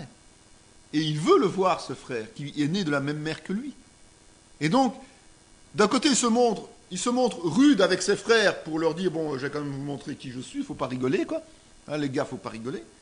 Mais son but n'est pas d'humilier nécessairement ses frères et de se venger. Il n'a pas cet esprit de vengeance, Joseph. Contrairement à ce qu'on peut imaginer, il n'a pas cet esprit de vengeance. Son but est de rassembler toute sa famille, en fait. Le Seigneur lui a mis sur le cœur de rassembler toute sa famille. C'est ça qu'il a sur le cœur. D'ailleurs, on voit qu'après, il s'éloigne pour pleurer. Donc, ce qu'il est en train de leur dire et la rudesse avec laquelle il le traite, ça le fait souffrir plus qu'autre chose. Donc, c'est la preuve qu'il n'a pas un esprit de vengeance. Quelqu'un qui a un esprit de vengeance va se réjouir de ce qu'il fait. Il va être content de ce qu'il fait. Il va être content de faire paniquer ses frères. Il va être content d'en garder en prison. Il va être content de faire tout pour leur faire peur.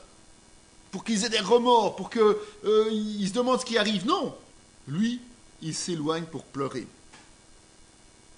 Il a besoin de se retirer à un moment donné pour continuer à accomplir la volonté de Dieu. Il est dans les voies du Seigneur et il accomplit la volonté de Dieu quand il fait ça. Et il en souffre. Il en souffre. Alors, le truc c'est, ben oui, vous voulez de la nourriture, ok. Vous pouvez en avoir de la nourriture. Mais je veux que l'autre frère vienne. Je veux qu'il vienne. Je veux qu'il vienne jusqu'ici. Alors, retournez avec un peu de nourriture, mais ramenez le jeune frère. Et comme je ne vous fais pas confiance, il y avait de quoi. Lui, il connaissait la mentalité de ses frères. Eh bien, je garde un d'entre vous ici, et c'est Siméon qui a été désigné volontaire pour un petit séjour tout frais payé en Égypte, pendant que ses frères retournaient faire une petite croisière en Canaan. Et donc voilà, il garde un otage en fait. Et c'était, vous savez, mettez-vous aussi à la place maintenant des frères de Joseph. On se dit, mais qu'est-ce qui lui prend celui-là? Nous, on vient acheter du blé, on vient payer ce blé, on apporte tout ce qu'il faut et puis il commence à nous poser des questions sur notre famille, sur le fait de savoir si on a encore des frères, si comment le père va bien et tout, mais ça a quand même dû les troubler, quoi. Ils n'ont pas réalisé, ils n'ont pas reconnu, il était tout à fait différent du Joseph qu'ils avaient envoyé dans le puits, mais ça devait quand même les interpeller. Et puis quelle façon d'agir quand même, de dire tu retournes avec de la nourriture, tu vas nourrir ceux qui sont là, et puis tu reviens avec le frère pour venir rechercher de la nourriture. Jacob dit, mon fils ne descendra point avec vous, car son frère est mort, et il reste seul. S'il lui arrivait un malheur dans le voyage, que vous allez faire? Vous feriez descendre mes cheveux blancs avec douleur dans le séjour des morts. En fait, Joseph sait que c'est une épreuve extraordinaire qu'il demande à son père. On voit que Benjamin, comme je l'ai dit, était devenu le préféré de nouveau. En fait, Jacob avait une femme qui était Rachel. C'était d'elle qu'il avait eu 2 fils. Et pour lui, c'était ses 2 fils. Les autres n'étaient jamais que, on ne va pas dire des enfants illégitimes, puisqu'il était aussi légitime, c'était via notre épouse et via les servantes. Mais malgré tout, pour lui, c'était son amour, son premier amour, c'était Rachel. Et c'était justement ces 2 fils nés de l'amour en réalité. Contrairement aux autres qui étaient nés de façon, on va dire, héréditaire, normale, classique, pour toute tribu et pour tout membre d'Israël. Donc, pour lui, c'était vraiment ses préférés. Alors vous imaginez, lui restait persuadé, il le savait, que Joseph était mort. Pour lui, Joseph était mort, et donc, c'est pour ça qu'il gardait Benjamin près de lui, et qu'il n'était pas d'accord. Il a refusé d'ailleurs que Benjamin parte. Il ne voulait pas, il dit, mais si jamais il lui arrive quoi que ce soit... Il savait bien, quand il envoyait son plus jeune fils préféré avec tous les frères, les bêtes féroces pouvaient dévorer. Hein. Alors vous imaginez, c'était déjà qu'à l'extérieur de Canaan, ici, c'était jusqu'en Égypte. Mais il ne pouvait pas imaginer, il ne pouvait pas être positif, il ne pouvait pas être optimiste. Donc il dit, mais enfin, si ça arrive, mais je vais mourir, tout simplement. Je ne survivrai pas à un 2e décès tel que celui-là. C'est Dieu qui le poussait dans ses derniers tranchements. C'est Dieu qui poussait Jacob dans ses tout derniers tranchements, en lui disant, je te réclame ton fils, le plus jeune, tu dois le lâcher. Vous savez, il est parfois très douloureux d'obéir à la volonté de Dieu et de grandir pour le service de Dieu.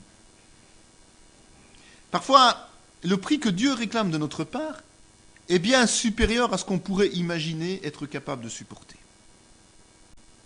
Mais c'est une erreur de penser comme ça. C'est une erreur.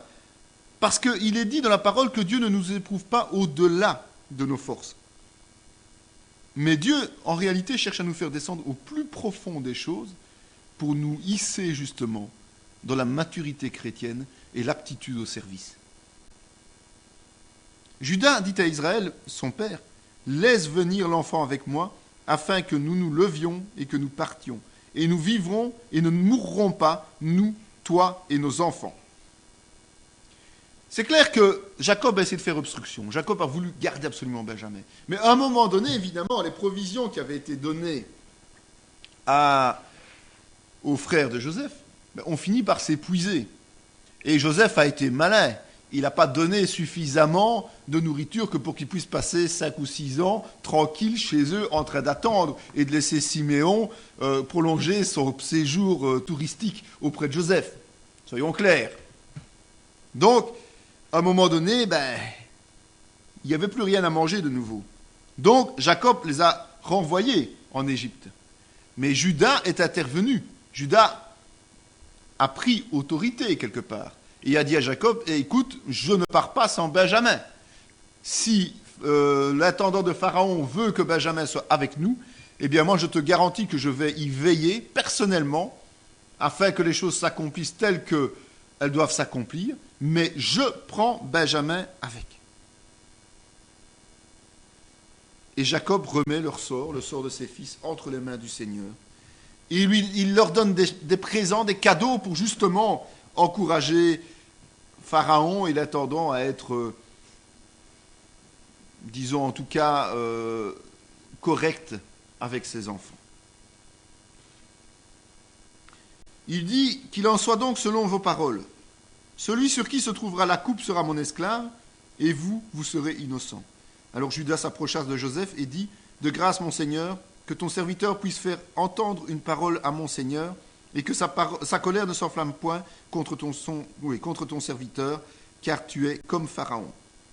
Permets donc, je te prie, à ton serviteur de rester à la place de l'enfant, comme esclave de mon Seigneur, et que l'enfant remonte avec ses frères.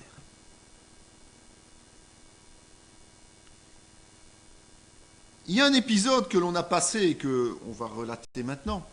C'est qu'il y a eu quelque chose d'encore plus spécial. Je vous ai dit, les frères se sont posés des questions quand même, en disant, ils posent des questions sur le père, qu'est-ce que c'est, c'est l'intendant du Pharaon, et comme il le dit ici, il est Pharaon lui-même quelque part, puisqu'il a toute l'autorité, il est omnipotent dans tout le royaume d'Égypte. Et lorsqu'ils sont retournés auprès de leur père la première fois, en fait, ils ont retrouvé l'argent qu'ils avaient apporté à l'intendant pour acheter les marchandises, ils les ont retrouvés dans leur besace. Alors évidemment, ici, quand ils retournent, c'est avec les chocottes, comme on peut dire. Parce qu'ils se disent, oui, mais qui a été remettre l'argent? Est-ce que l'intendant ne va pas nous accuser d'avoir volé cet argent que quelqu'un a remis? Mais qui, comment, quoi? Ils ne peuvent pas imaginer que c'est l'intendant Joseph qui a fait remettre l'argent dans les besaces de ses frères. Je vous dire qu'il est vraiment pas rancunier, ce garçon, quand même. Hein. Mais, donc, ils sont un peu paniqués, quoi. Mais quand ils arrivent, en fait, Joseph les accueille comme des princes. Il les convie à un repas, c'est un festin qui est royal. Ils sont des invités, accueillis les bras ouverts.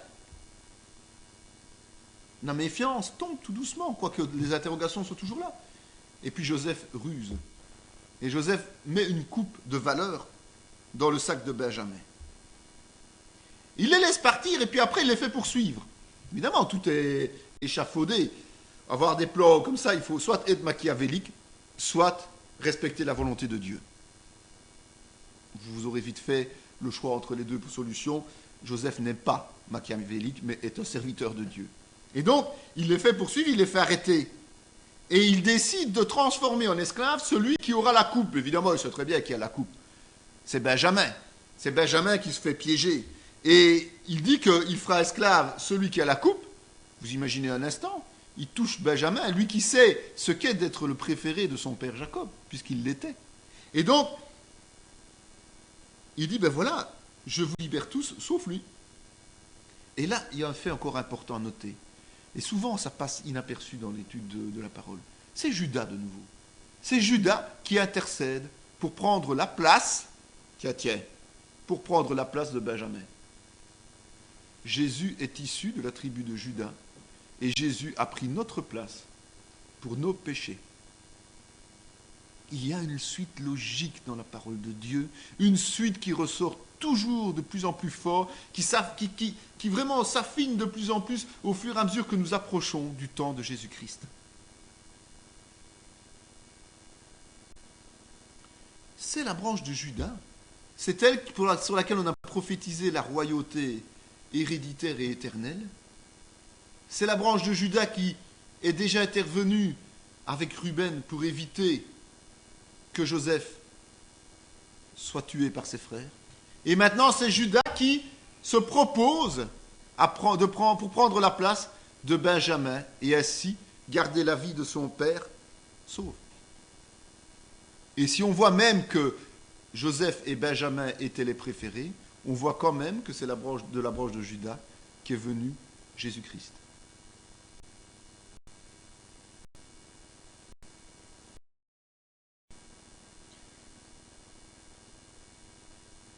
Joseph aimait ses frères. Joseph aimait son père. Et Joseph en fait, à un moment donné, n'a pas pu continuer à se cacher, n'a pas pu continuer à mentir, n'a pas pu continuer à se faire passer pour le bras droit de Pharaon et se faire passer surtout pour un Égyptien. Et donc, à un moment donné, il s'est dévoilé. Et là, il y a eu un miracle. Parce que de un, la famille s'est ressoudée en une fois, et la famille s'est transformée. C'est une bénédiction de Dieu, évidemment. Joseph avait tout pardonné. C'est important. Si vous ne pardonnez pas à quelqu'un, vous ne pouvez pas lui permettre d'être justement libéré de tout. Et pour pouvoir transformer sa famille spirituellement, il fallait que Joseph leur pardonne. Vous pouvez être un frein pour l'évolution spirituelle de quelqu'un si vous n'apprenez pas à lui pardonner. C'est très important, ça. Très important. Et Dieu dit, « Je suis le Dieu de ton père. Ne crains point de descendre en Égypte, car là, je te ferai devenir une grande nation. » Les personnes qui vinrent avec Jacob en Égypte et qui étaient issues de lui étaient au nombre de 66 en tout, sans compter les femmes des fils de Jacob. La réconciliation était accomplie avec les frères. Les frères se trouvaient en Égypte. Mais le père était toujours dans le pays de Canaan. Le père attendait le retour. Et donc, là, le Seigneur lui a parlé et lui a dit, non, je te fais descendre en Égypte. Vas-y, descends, rejoins tes enfants. Rejoins-les parce que je suis avec toi. Et c'est seulement lorsque tu seras en Égypte que je ferai devenir ta famille une nation. C'est ce que je vous disais tout à l'heure. C'est seulement lorsque vous serez en Égypte. Et on voit, Jacob descend avec 66 personnes. C'était une petite famille dans le sens biblique du terme. C'était une petite famille, il n'était pas des centaines de personnes. Et rappelez-vous, lorsqu'ils sont sortis d'Égypte, combien ils étaient? Des milliers et des milliers. Et donc, ce qui dit aussi qu'il y a eu plusieurs générations entre l'arrivée en Égypte et le départ de l'Égypte. Joseph a reçu une grâce de Dieu. Joseph a reçu une grâce de Dieu parce que toute sa famille a pu venir en Égypte et s'installer auprès de lui. Et ainsi, Joseph a pu, par la grâce de Dieu, sauver sa famille de la famine. C'est par Joseph que le peuple d'Israël a survécu. S'il n'avait pas été obéissant, s'il n'avait pas vécu ce qu'il avait vécu, eh bien, la famille de Jacob se serait éteinte. Mais Dieu n'avait pas prévu cela, évidemment. Jésus aussi a accompli la volonté de Dieu jusqu'au bout. Il a été élevé parce qu'il a accompli la volonté, et maintenant il nous sauve, il sauve chaque être humain qu'il accepte dans sa vie. C'est par son sacrifice, comme par le sacrifice de Joseph à cette époque-là pour Jacob et sa famille, c'est par le sacrifice de Jésus que quand le chrétien traverse victorieusement les épreuves que Dieu lui met sur sa route, que les bénédictions découlent de façon merveilleuse. C'est seulement par cela, l'obéissance et le sacrifice complet. Il les bénit ce jour-là et dit, « C'est par toi qu'Israël bénira en disant que Dieu te traite comme Éphraïm et comme Manassé. » Et il mit Éphraïm avant Manassé. Jacob bénit les deux héritiers de Joseph peu avant sa mort. Donc ça, c'est Jacob qui bénit. Donc ça veut dire que même si tout cela s'est passé, même s'il y a eu tous ces épisodes difficiles, la transmission de l'hérédité spirituelle du peuple se fait toujours au travers du patriarche vivant, le plus ancien. Et Jacob est un patriarche, et donc c'est à lui de bénir, d'imposer les mains aux successeurs. Quand on fait entrer quelqu'un dans le ministère, quand quelqu'un a répondu à l'appel, on lui impose les mains, les anciens imposent les mains, afin que la personne prenne sa position de ministère, afin que la personne puisse prendre la pleine mesure de son rôle à jouer. Avant cela, il ne peut pas jouer ce rôle à part entière de ministère. Et on voit de nouveau que la priorité et le droit d'aînesse est installé en fonction de la moralité, en fonction d'un ordre qui est donné par Dieu. Et ici, on voit qu'Éphraïm est placé avant Manassé. Lorsque Jacob eut achevé de donner ses ordres à ses fils, il retira ses pieds dans le lit, il expira et fut recueilli auprès de son peuple. Mon père m'a fait jurer en disant, voici je vais mourir, tu m'enterreras dans le sépulcre que je me suis acheté au pays de Canaan. Je voudrais donc y monter pour enterrer mon père et je reviendrai. Quand Jacob est décédé auprès de son fils, vous imaginez le bonheur qu'il a dû vivre de retrouver Joseph alors qu'il le croyait mort depuis des années et des années. Quand il a pu partager ces dernières années avec Joseph, il lui a fait promettre un certain nombre de choses, et notamment le fait d'être enterré dans le pays de Canaan. C'était le pays, c'était la terre promise, donc c'était là qu'il voulait être enterré. Et Pharaon a autorisé Joseph à aller l'enterrer dans le pays de Canaan. Il aurait pu lui dire, et maintenant tu fais partie entière de mon peuple. Non. Pharaon était toujours conciliant quant à la différence entre Joseph et les autres membres de son peuple et lui-même. Pharaon était tolérant par rapport à la foi de Joseph. Et donc, il l'a autorisé à pratiquer de la sorte. Quand les frères de Joseph virent que leur père était mort, ils dirent, si Joseph nous prenait en haine et nous rendait tout le mal que nous lui avons fait.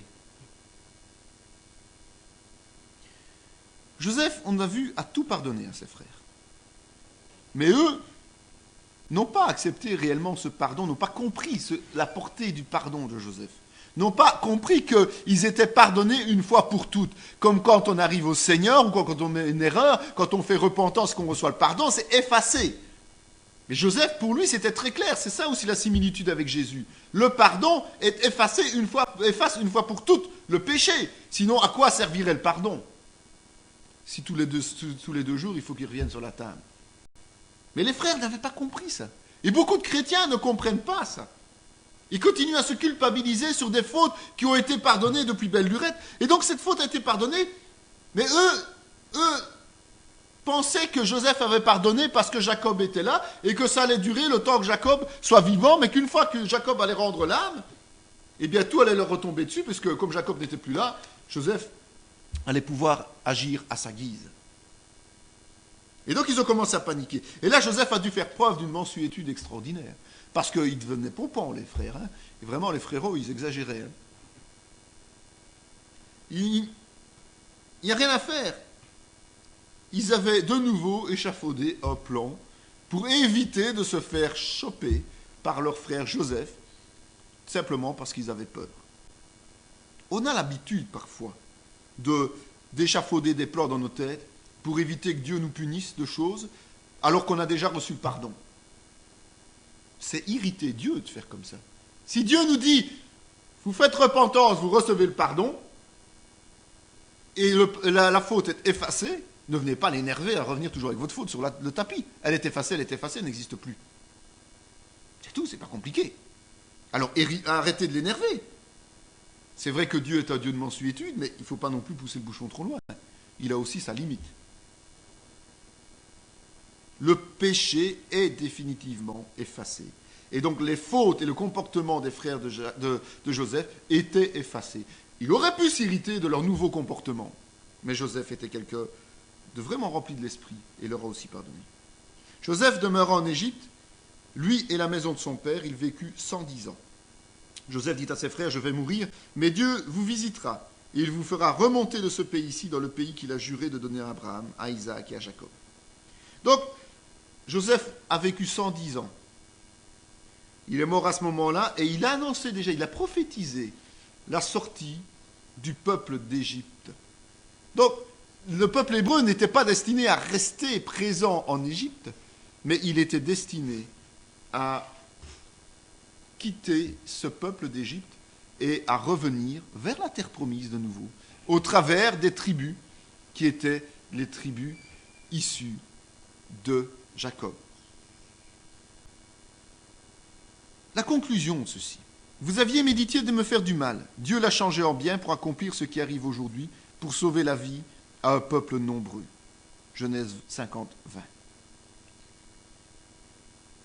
On se rend compte au travers de ces histoires des patriarches que la vocation de Joseph était tout à fait différente de celle des trois premiers. Il a eu un appel divin particulier, un appel de Dieu très particulier. Et son séjour en Égypte le montre.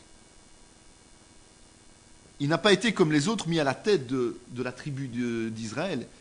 Il a été tiré de cette tribu, s'est retrouvé en Égypte et a eu toute une vie dans les voies du Seigneur alors qu'il était soumis au Pharaon et que le reste du peuple restait sous l'autorité de Jacob, là-bas, en pays de Canaan.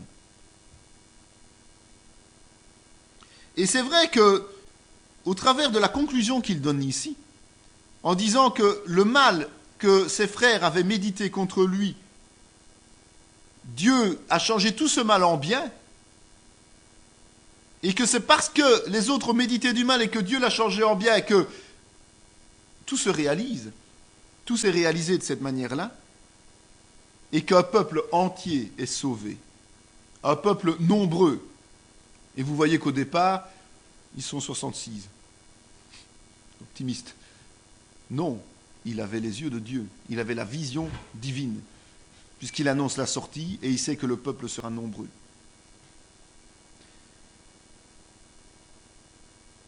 En fait, Dieu, au travers de Joseph, va vraiment permettre de placer les fondements du peuple hébreu en devenir. Et comme je vous l'ai dit tout à l'heure, lorsque Jacob a béni ses fils, en fait, il avait 12 fils, Jacob. Alors on dit toujours 12 fils, 12 tribus. Non, attention, il y a une erreur là. Il y a une erreur. Il y a bien 12 fils, il y a bien 12 tribus, mais les 12 tribus ne sont pas les 12 fils. Ah, ça c'est un calcul. Nous voyons que les fils de Joseph, Éphraïm et Manassé, font chacun une tribu. Donc ça veut dire qu'il reste non plus 12 places, mais 10. Joseph n'a pas de tribu en nom propre. C'est sur ses deux fils qui ont une tribu. Mes amis, il y a les Lévites. La tribu de Lévi n'a pas de tribu, n'est pas considérée comme une tribu à part entière, n'aura pas une part dans le territoire de Canaan.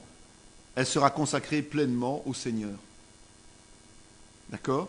C'est de là que nous sommes à 12 tribus d'Israël, dont les 2 enfants de Joseph, et les 10 autres que nous avons, Judas, Siméon et les autres, pour justement faire les 12 tribus qui auront une activité et un territoire à défendre et à conquérir. Et puis il y aura là le 13e groupe, la 13e lignée, on va dire, si nous considérons Éphraïm et Manassé comme une lignée, chacune, la 13e lignée qui sera les Lévites, qui eux ont une destinée spirituelle et non pas matérielle.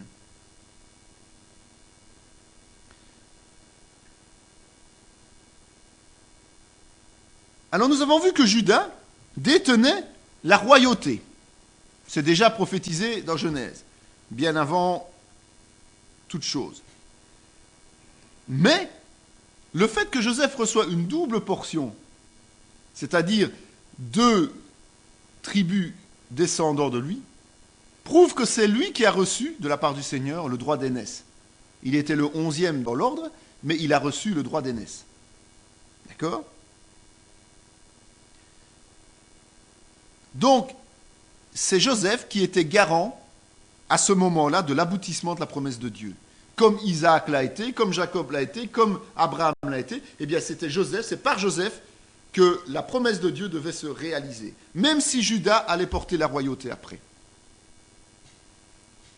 Mais c'était Joseph qui était le passage obligé, et c'est pour ça qu'il est nommé le patriarche.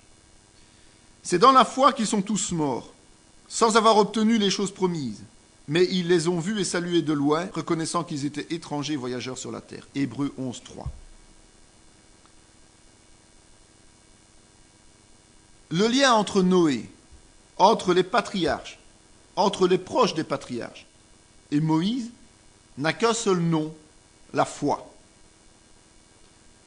Vous savez que le chapitre 11 d'Hébreux, c'est vraiment la démonstration de la force surnaturelle qui amène un individu tel que nous sommes, à un moment donné, un individu ordinaire, à répondre d'abord à un appel de Dieu, à ensuite accomplir cet appel, souvent en hésitant, en cherchant, en tâtonnant, en résistant parfois.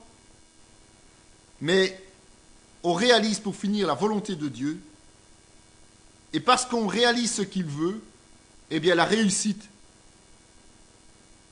est bien plus importante que ce que nous avons imaginé ou ce que nous avons pu voir. Et donc, nous voyons parfois aussi des réalisations que nous ne vivrons pas. Comme tous ces grands patriarches, le Seigneur nous donne des visions. Il y a des visions que nous réalisons dans notre ministère, et puis il y en a d'autres qui ne sont que fondées sur ce que nous avons réalisé, mais que nous ne vivrons pas parce que la main sera à la suite, au suivant. Comme chaque patriarche a passé la main à l'autre.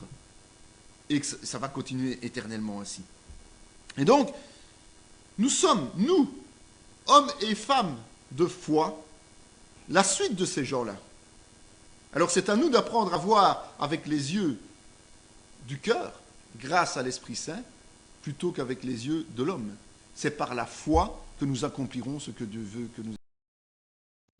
Cette vidéo fait partie intégrante de la formation en théologie pratique dispensée par la mission de théologie Emmanuel de Parakou, Bénin, sous l'autorité académique du Centre chrétien Emmanuel SBL, Spa, Belgique.